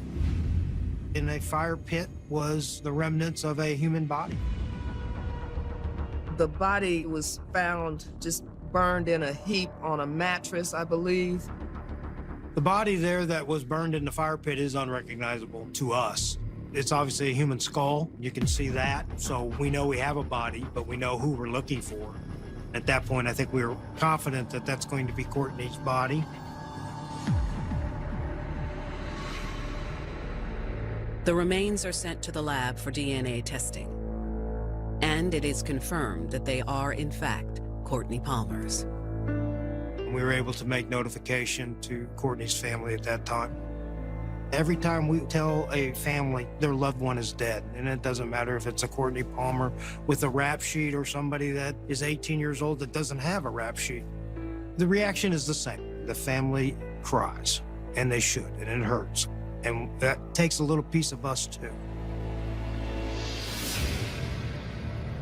Lab DNA results also come back on the sock and the vacuum erection device found inside the abandoned home.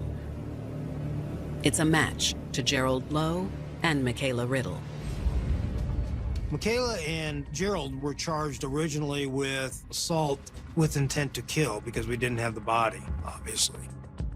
Once Courtney's body was discovered in Muskogee, we upgraded the charge to first-degree murder. Charletha Mack is also charged with accessory to murder. Mack was charged with accessory to a felony, and that's, obviously because it was her house. She didn't call, she didn't intervene. As investigators build their case for trial, they begin piecing together what led up to Courtney Palmer's gruesome homicide. It all started on November 8th, 2016, when Carl Duke Harris was shot in an apartment complex. Duke was Michaela's cousin. She, Duke, and Gerald were really close. From what investigators can gather, Courtney was the one that dropped Duke off at the apartment. So that's where the rumors about Courtney being behind Duke's shooting started. Michaela and Gerald had bought into the rumors, hook, line, and sinker. Gerald was used to meeting violence with violence. Michaela did not have a violent criminal background like Gerald. She had never been involved in anything like this. But she trusted her man, and she agreed to go with the plan. Michaela loved Gerald so much, she was willing to do whatever he wanted. On the night of November 10th, Gerald and Michaela went to Charletha Mack's house and waited for Courtney to show up. Around 3 a.m., Courtney arrived. He was talking to Charletha when Gerald and Michaela attacked, attempting to get him to admit to setting up Duke. They tortured and beat him to death after he refused to admit that he was involved in the shooting of Duke Harris. Once Courtney was dead, they loaded his body in a plastic tub and drove it out to the old farmhouse where Gerald sometimes stayed. Investigators believe the first thing they did when they arrived was have sex on a mattress in the abandoned house. They then went outside and set Courtney's body on fire along with the mattress they just used. Soon, police will learn that this crime was even more senseless than they could have imagined. Turns out Duke Harris is alive. He survived the shooting, and he is adamant Courtney had nothing to do with setting him up. Michaela and Gerald had done all this to Courtney for nothing. Investigators in Tulsa, Oklahoma, are building their case against suspects Gerald Lowe and Michaela Riddle. The couple is accused of torturing 23-year-old Courtney Palmer to death over an unsupported rumor. So the rumor is that Courtney set up Carl Duke Harris to be shot on November 8th, but police have not been able to substantiate the claim that Courtney was behind it. All Courtney did was drop Duke off at the apartment where he was shot. And soon, investigators receive stunning news that proves Courtney's murder was just as senseless as they thought. Carl Harris did recover from the gunshot wounds. Whether it's a full recovery, I'm sure you shot 6 or 7 times. You're going to feel it for the rest of your life. But as far as I know, he's up and mobile. With Carl Duke Harris healed enough to speak, detectives are able to ask him about the night he was shot. Duke says he doesn't know who the shooter was, but is 100% certain that Courtney did not set him up. Courtney was innocent all along. It was really unfortunate that his life would be cut short over a rumor. There was no evidence or proof that he was involved in the shooting of Duke. Prosecutors make a deal with Charletha Mack. In exchange for 2 years in prison and 18 years on parole, she agrees to testify against Gerald and Michaela in court. And she pleads guilty to her accessory charge. From everything that came a lot with Lowe and Riddle, this was not going to end well for them. In December 2019, faced with the death penalty, Gerald Lowe pleads guilty to all the charges against him: kidnapping, first-degree murder, committing a gang-related offense, and desecration of a human corpse. He is sentenced to life in prison plus 5 years. In Gerald Lowe's case, I was the sole fact finder and sentencing authority, if you will. He didn't have the benefit of a jury. As a judge, I weigh all the facts and what his role was in the event, and in my opinion, I gave him the sentence that I thought he deserved. In early 2020, Michaela Riddle decides to take her chances at trial. With regard to Michaela, I think the defense strategy was to hone in on how horrible her life had been and how she would do anything to keep the love of Gerald Lowe. Luckily for Michaela, the jury is convinced. When the case goes to the jury, they agreed that Gerald was the mastermind behind the murder and that Michaela took part in the horrific crime to make him happy. Michaela's charges are reduced to second-degree murder, kidnapping, and desecration of a corpse. She is sentenced to 49 years in prison. The big difference between what Miss Riddle got and what Mr. Lowe got was she went to a jury trial and she had 12 people deciding her fate. He had me. Do I think that justice was served? Looking back at it, knowing that Michaela got 49 years, I would have liked to have seen life without parole. Michaela will forever have to live with the guilt of taking a young father away from his family for something he didn't even do. She was only involved in this kind of activity because she wanted to hang on to somebody who she thought loved her by doing the things that he wanted to do. Michaela wanted to please Gerald Lowe. You have to be mindful of who you surround yourself with. You know, have your own conscience, be able to make decisions on your own. When you recognize that things are not aligned with your values, then sometimes you have to exit stage left. Young ladies just need to know their worth. You don't need this dude to manage your life. You can manage your own life. You're intelligent, you're beautiful. You can get out and do your own thing. Once you get past that hurdle and learn to love yourself, you can do anything. You can do anything. If home is where the heart is, what happens when that heart is filled with hate? Before you know it, the darkness can consume you, and your only chance for escape is to burn the home to the ground. Just like Michelle. Michelle works with a pro bono attorney to apply for the program. And in May of that year, she receives an official response signed by President Obama. The letter said that you are a prime example of rehabilitation, and therefore I granted you clemency. I screamed. A huge weight was lifted that day. Since her release, Michelle hasn't missed a beat in rebuilding her life. I'm so proud of her because she came home and she got right on her feet. Michelle is in a healthy relationship. She has her own place. She's gainfully employed. Right now, I work for a nonprofit organization that deals with formerly incarcerated individuals. She has taken control of her life and she's making healthy choices and she's understanding her worth and she loves herself and she loves her freedom. Michelle hopes her experience can serve as a warning to other young women who face a similar dilemma: losing yourself in your man. I wish to reach young girls to really deter them from making the same mistake that I did. Don't do it. Don't date a drug dealer.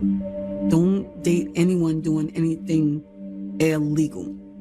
It only leads to exactly what happened to me, prison.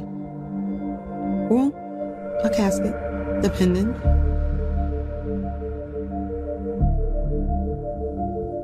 Every king needs a queen. a woman with whom to share the spoils of his kingdom,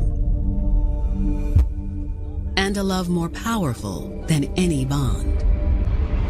But when you're in too deep, and your crown begins to tarnish, your kingdom can fade before your eyes. And when you begin to fall, your king isn't there to catch you.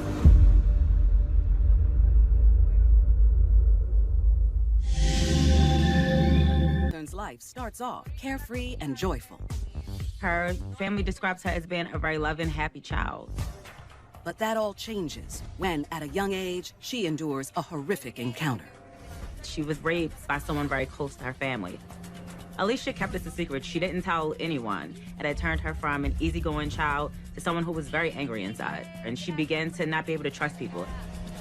When we look at victims of sexual abuse, especially when they're young, it leaves all sorts of not just physical scars, but emotional, psychological scars, especially if they're not able to get the psychotherapy to help them work through a lot of that trauma.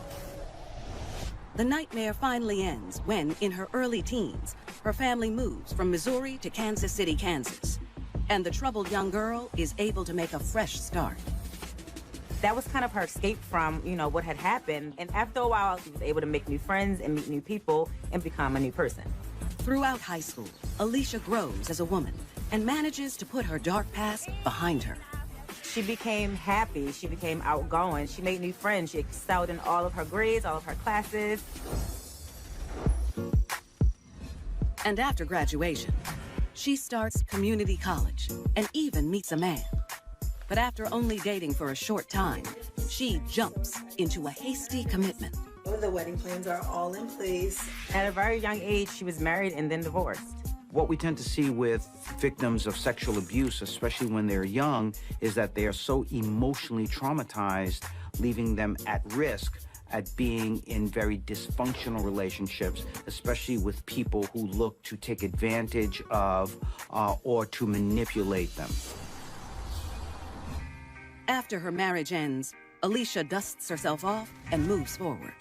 Alicia was 25 years old. She was divorced, but things were looking up for her. She started a new job in a clerical position, and she started community college.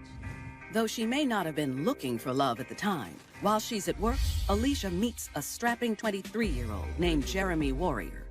Jeremy was a real nice guy, had a big smile. He laughed when you talked to him like you were telling a joke sometimes, and he was just a good kid. But Jeremy isn't your average 9-to-5 employee. He's on a work release program from a local prison. The work release program is for criminals that don't have a violent record. They let them go out and work. He tells her that he was married, but when he tried to break up with his wife, things got ugly. I hear this banging at my door. I go to answer the door and it's her. She came over with the gun just to try to scare Jeremy, and he tried to take it from her. And when he did, it went off and shot her in the foot, and that's why he got sent in. Sympathetic to Jeremy's situation, the two bond over their relationship dramas. So not only was Alicia very happy with his honesty, they both were going through huge breakups. So they could be two divorced people together. Most people shy away from a person who's been in jail, but in many ways, Alicia was open to Jeremy and was willing to accept that he wasn't the perfect person and that he had a prison record. There was something exciting, titillating about that. Every day, Jeremy and Alicia would see each other in the office. They would strike up conversation, and before long, conversations in the office turned into more than just friends. A few months into their knowing each other, Alicia is thrilled when Jeremy finally earns parole. It's not long before they officially become a couple. Now, she can be with him physically and outside of work. Within a month after he got his apartment, that's when I went over and I met Alicia. He told me, this is gonna be my future wife. Haha, he gets a little funny laugh. A man of his word. Within just a year of dating, the two marry. The wedding was great. I mean, the whole family was there, and Jeremy really loved the girl. Alicia loved Jeremy, and it seemed like they were going to live happily ever after. The newlyweds move out to the Kansas City suburbs to start their life together. And Jeremy finds a job nearby, driving trucks for a concrete company. With what Alicia had been through in her life, now she has a man who is the answer to her prayers. He's a hard worker. He loves her. That's everything she could have ever wanted. But just 2 years into the marriage, Alicia grows tired of the suburban life. She struggles to find permanent employment.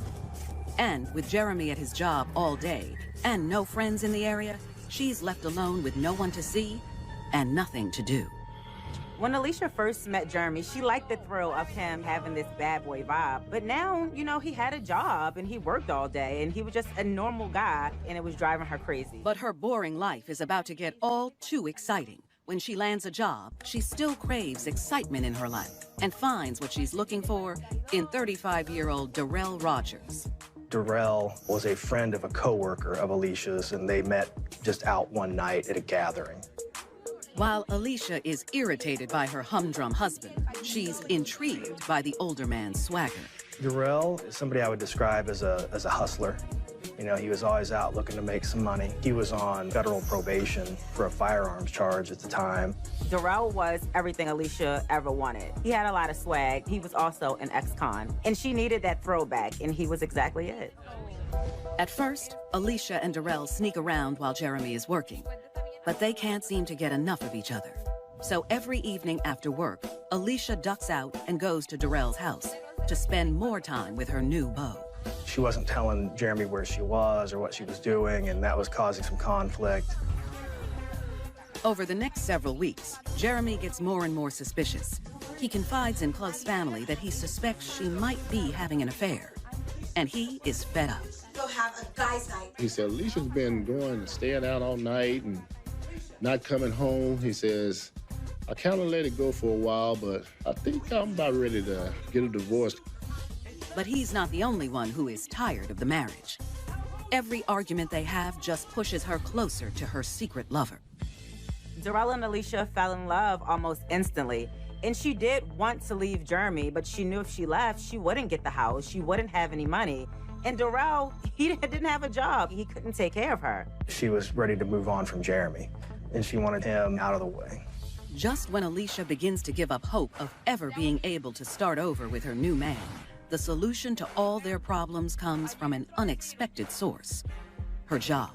Alicia was working at an insurance company, and I know Jeremy was interested in getting insurance because he wanted his family taken care of. Alicia learns that both she and her husband are eligible to take out sizable policies.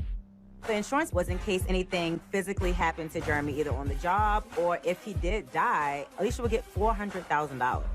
Alicia tells Darrell about her discovery and jokingly says that if they just get rid of Jeremy, they'd have tons of cash. But Darrell isn't laughing. He thinks it's the perfect plan. Darrell didn't take it as a joke. He wanted the money, he wanted Jeremy gone. The couple starts scheming. Step 1, get Jeremy to sign the life insurance policy. A task that turns out to be a snap. Most people have life insurance for their spouse, their children, so I'm sure Jeremy did it with ease, thinking nothing of it.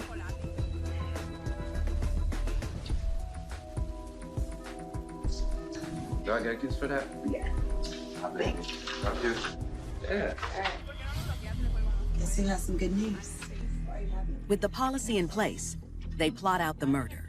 They decide to stage an elaborate carjacking and shoot Jeremy in the process.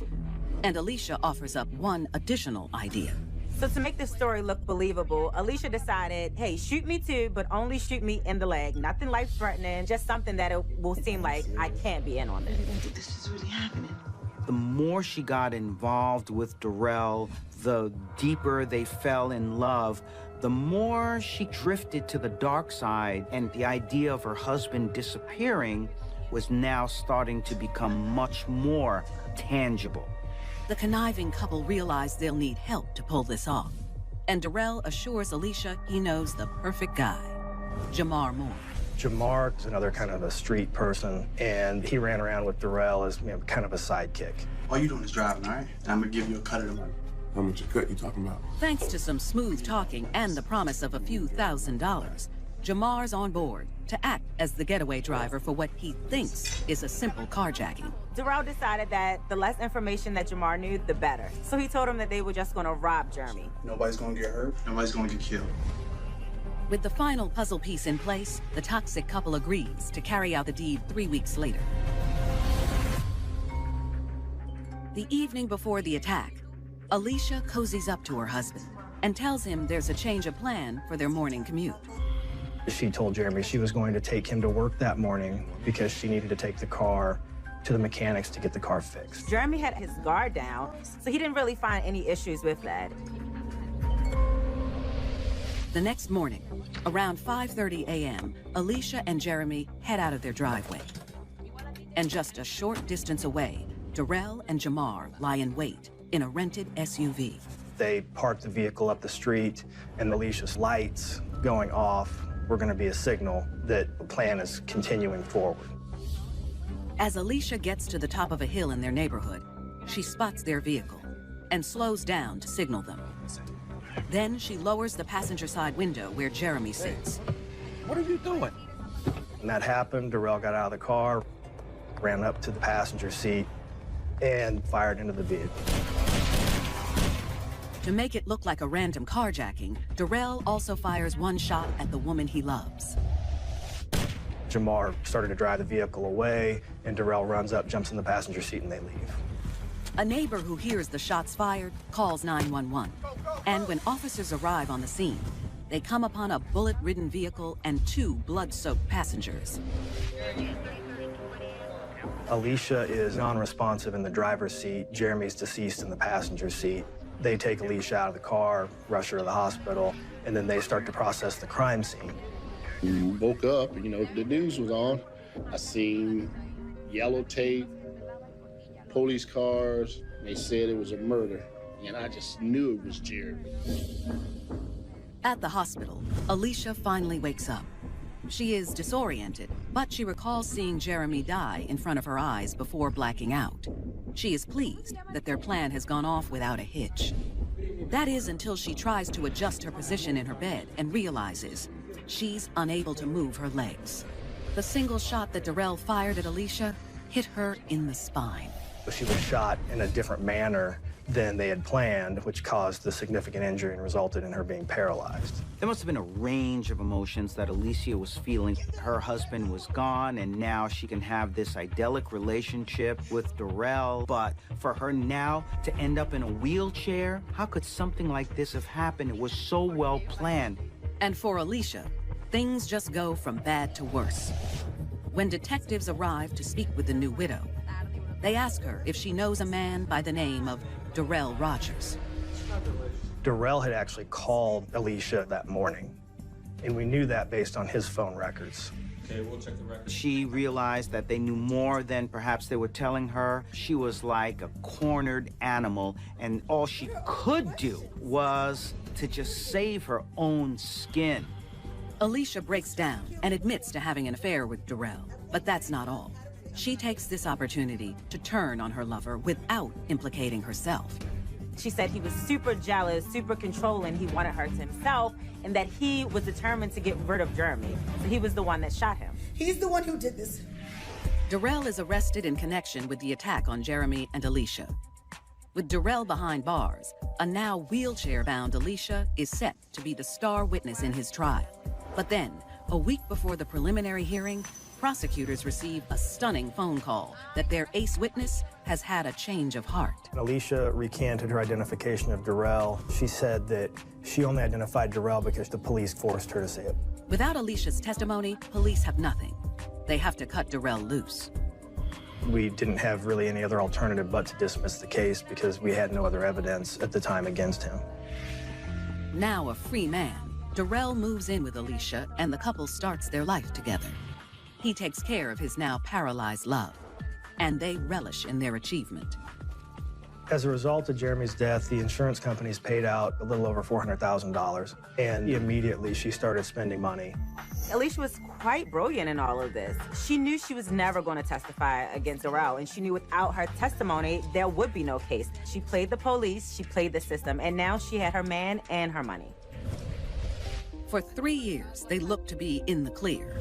That is, until the dogged investigators come across another name, Jamar Moore, a known associate of Darrell. So the police decided to bring Jamar in for questioning, and it wasn't too hard to get answers out of him. They never did pay him anything. He was upset that he was not getting any type of a share. The spurned getaway driver spares no detail. Jamar said that Alicia came up with the idea, and Darrell took care of the plan. So it connected all the dots that our theory was correct. In exchange for his testimony, he receives only 3 years behind bars. And with a strong case building against him, Darrell decides to get ahead of the situation. Darrell approached us and said that he would cooperate, and in exchange for a truthful statement, we had agreed to a 20-year sentence. Alicia, on the other hand, maintains her innocence and takes her chances in court. It's a gamble that she loses. The judge said, we're sentencing Alicia Warrior to a hard 50. She'll never get out. I feel like Alicia was looking for a way out of her marriage with Jeremy, and Darrell just happened to be there. He wasn't really significant. He could have been anyone else that showed her some attention. You have this woman that's having this affair with the person that kills her husband, and she got some money out of it, but in the end, she ends up in prison and paralyzed from the waist down. Alicia was a young woman who had been through a lot. In many ways, it set the groundwork for her to make catastrophic choices, and her discontent ended up being her complete and total undoing.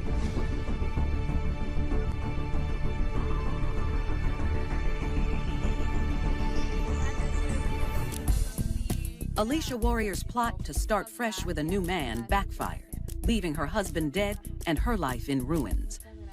And in Michigan, when a single mother meets a good-looking ex-con, he turns her against her most loyal friend. Fun-loving, Dearborn native Patricia Jernigan has always been blessed to have the support of her parents.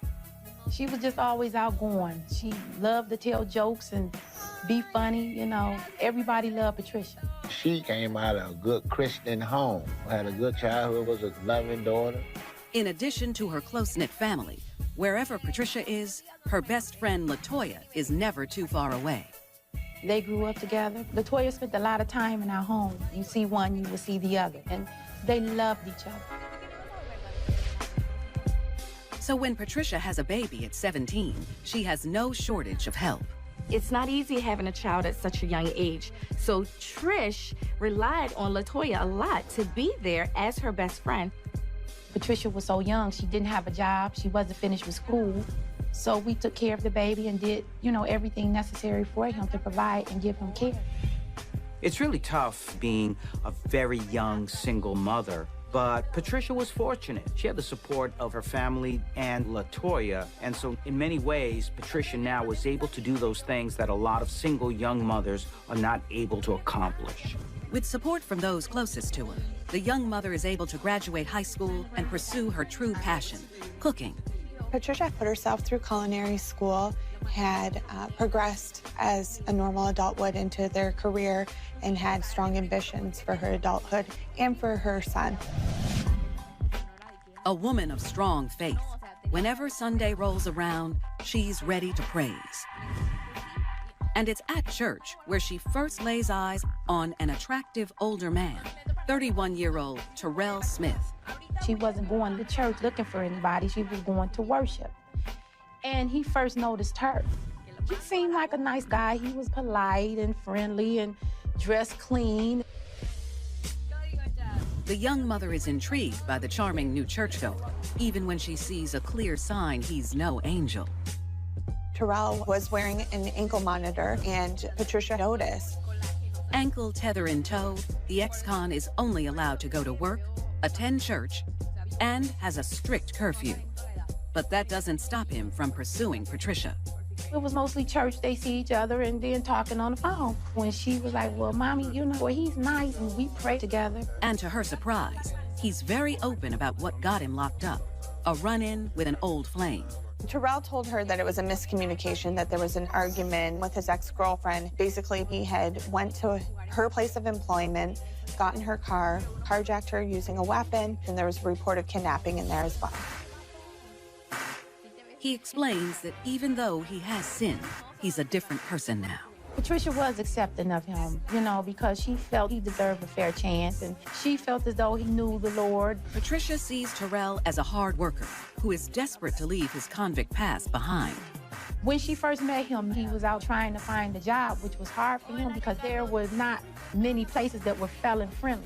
Patricia was very, very strong in her faith, and she really believed, judge not, lest ye be judged. She was also looking for a man who perhaps would not only be a partner to her, but be a father to her son. And Patricia is over the moon when she brings her son to Terrell's home for the first time, and upon meeting, they have an instant father-son bond. Pretty soon, the three of them are inseparable. She wanted to be a family with him. She wanted to be a wife. So when he come along, he just put the icing on top of the cake. Patricia and Terrell's relationship progressed pretty quickly. They had met in December, and within a couple of months, they had moved in together and started an exclusive dating relationship. But when Patricia tells her best friend LaToya about her new boyfriend, right away, she is worried her girl is moving too fast with a shady guy. She didn't have a good feeling on their relationship. The information Patricia gave her about Terrell was unsettling. She had got a bad vibe as far as Terrell's personality and his demeanor. From the moment Patricia told her best friend LaToya about Terrell, she never had the desire to meet him. He was wearing an ankle bracelet. He was a convicted felon. She told Patricia straight out, if that's the man you want, then you go be with him. And soon, Patricia's family starts to share LaToya's doubts about Terrell. After about 6, 7 months into the relationship, I noticed a change. The friends that she used to socialize with, she didn't talk to anymore. He made her block LaToya on the phone and stop calling her. And when I would ask to see the baby, he would intervene and say, no, I couldn't. He was her everything. She stopped calling, stopped coming around. You know, Christmas and holidays, she wasn't coming around. As Patricia became more and more isolated, Terrell would often keep tabs on Patricia, checking her phone, checking text messages, phone calls, monitoring her social media, and controlling what she says and who she talks to. Patricia sensed that her loved ones really did disapprove of Terrell. She began to isolate herself from them. So Terrell became her only source of support, her anchor, the only person that she felt now believed in her. It's not long before those closest to her begin to fear the worst. LaToya calls one day, and she says, I'm scared for Patricia and the baby. Terrell is just taking over. We're not friends anymore. He's controlling her. She even confronts Patricia directly. Patricia would always have the rebuttal for LaToya that Terrell was a man of God, he was a man of his faith, and that he could do no wrong. LaToya is unconvinced, and as it turns out, her instincts are dead on. Terrell is no longer acting like the reformed sinner he claimed to be. He rules the household with an iron fist. And his power even extends to the bedroom. After he had gained control over Patricia, he had brought up the idea for him and Patricia to participate in threesomes, and because it satisfied him, Patricia had participated but would feel degraded. I think Patricia had a hard time with these threesomes. I think that she was ashamed about it, and it was something that she did in the dark that she never wanted to come to light.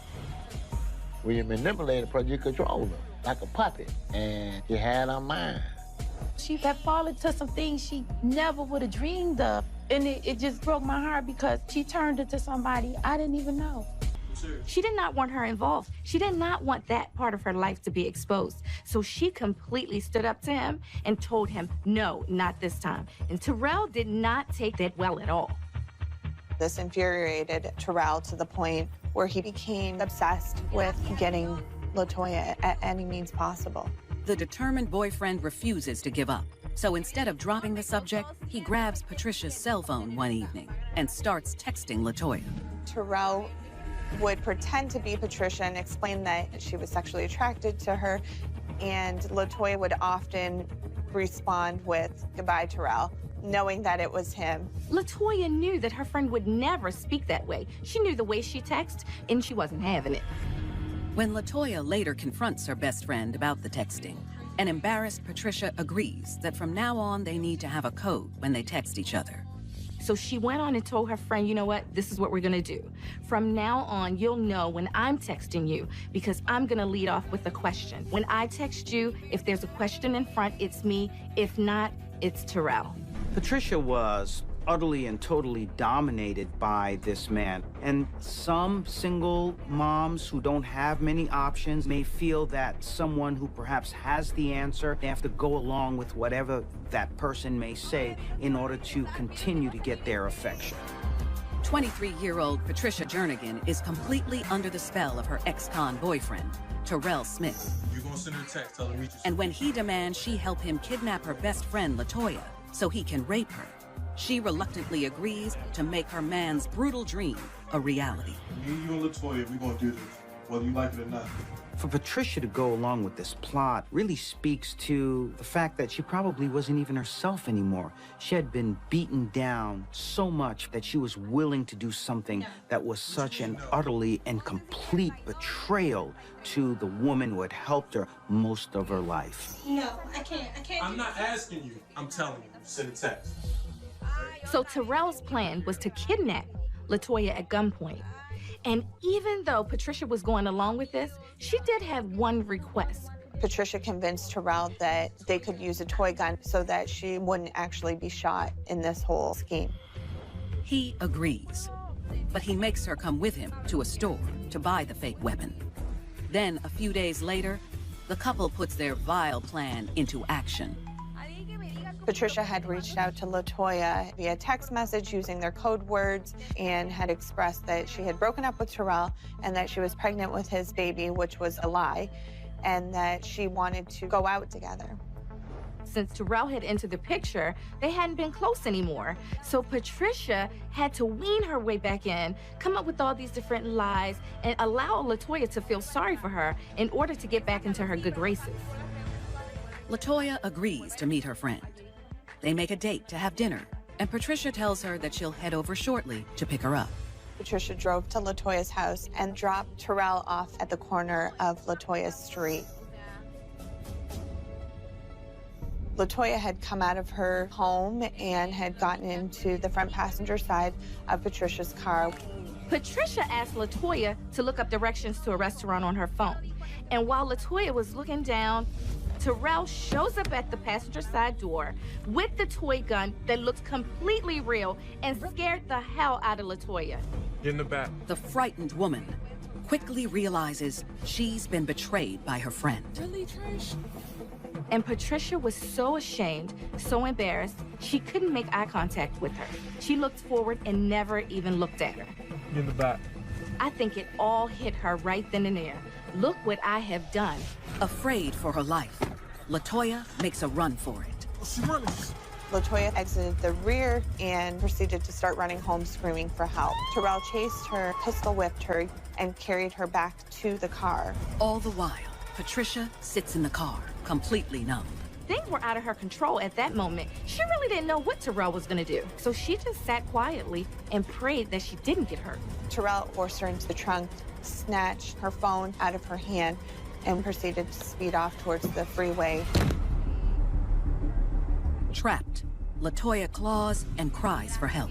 She was claustrophobic, she's screaming and hollering, and Patricia does what? She turns the music up just to tune Latoya out. She had to feel bad about what was going on, but at the same time, she was complying with the man she loved. When Patricia heard Latoya in the trunk screaming and yelling for her life, and that she felt that she could do absolutely nothing while this horrific episode was unfolding, and perhaps even though she wasn't the person that was locked in the trunk, psychologically, she was locked in the trunk of her mind. Not about to give up, Latoya searches for a way out.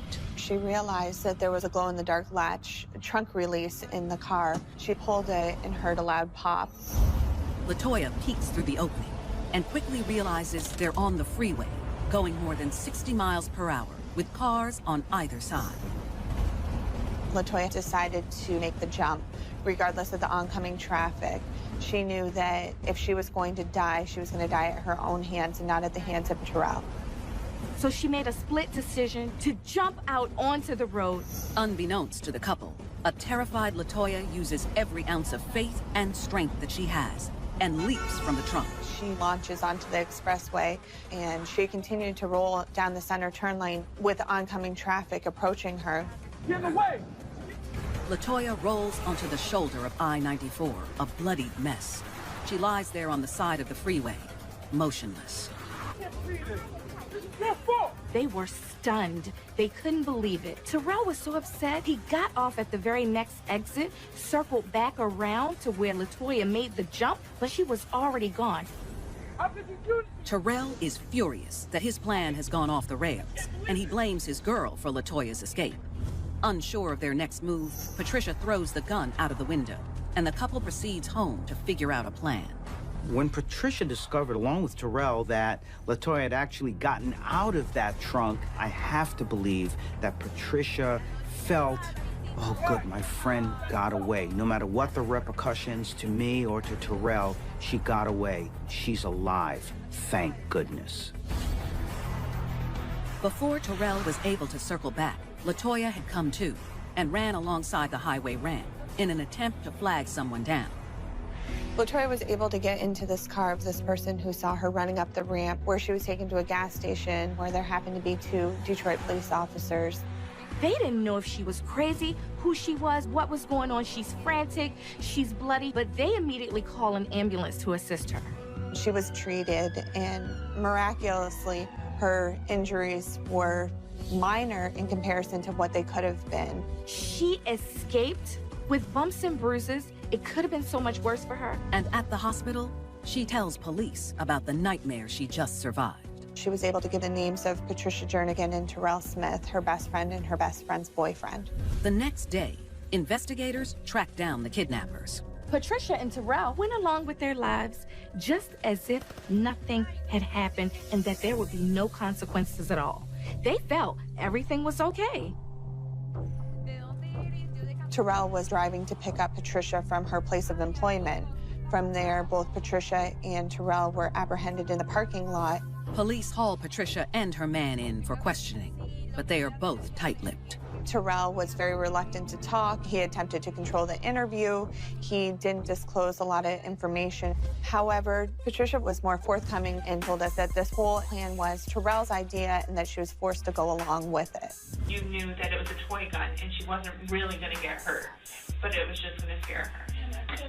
But you knew. Yeah, okay. When officers search Terrell's vehicle, they find LaToya's fingerprints on the inside trunk latch, further confirming LaToya's account of the incident. They also uncover surveillance video from the store, which shows them buying the toy gun. It is all police need to charge the pair for the incident. The news of what their daughter has done is too much for Patricia's parents to bear. He manipulated her, he threatened her. Cause ain't no way in the hell Patricia would have did something like that. It's not in her character. It just hurt so bad because that's my baby. And she had fallen so hard into things that was so far beneath her. The evidence against the two of them is so overwhelming that Patricia comes to an agreement with prosecutors and pleads guilty to armed robbery and unlawful imprisonment. Patricia agreed to a plea deal and in turn ultimately testified against Terrell and was given a sentence of 5 to 15 years. Terrell, on the other hand, decides to take his chances in court. Throughout the trial, Terrell maintained his innocence. He projected himself to be a great boyfriend, a great father figure, and a man of God in the name of Jesus, so he declared. But the jury is unimpressed with the 31-year-old's performance, and Terrell is found guilty of torture, kidnapping, second-degree criminal sexual conduct, armed robbery, and unlawful imprisonment. And as a repeat offender, per Michigan law, he is sentenced to a range of 42 to 65 years in prison. A girl looking for a good guy, and what better place to find him but in a church. In the church of God, she found the devil. She did a criminal activity, but she was led into that. And had she been strong enough and sought help, it never would have led up to that crime. While serving her sentence, Patricia has been able to maintain her relationship with a higher power. she's into the ministry at the facility that she at now. And everything gonna work all right. Lord's in her corner. Patricia started off as this really good girl. I mean, church-going, very strong in her faith, but ended up meeting this wolf in sheep's clothing who had professed he was a God-fearing person, but in fact was still the sinner he originally was, and that ended up bringing Patricia down in sin herself.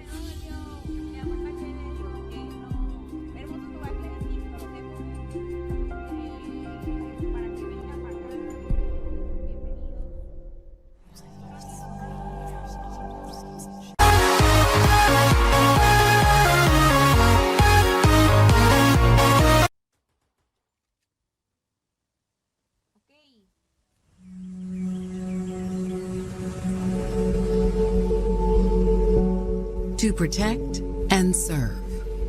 It's a sacred vow, not one to be taken lightly. There's no one more important to uphold this vow for than the ones you love. You'll do anything to keep them safe.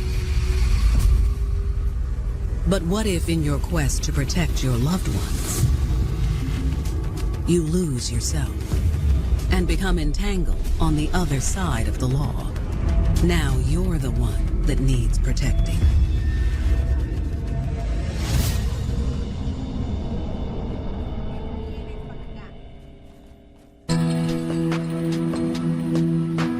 Tuesday, October 28th, 2014. It's early morning in Camden, New Jersey, a small city along the Delaware River, across from Philadelphia. It's one of the poorest cities actually in the United States, but there are some really awesome things about Camden. It has some bumps and bruises, but it's a good place. It's a place about family, community, and unity. On the north side of town, Officer Ashley Bailey is reporting to work in the Robbery Bureau of the Camden County Police Department.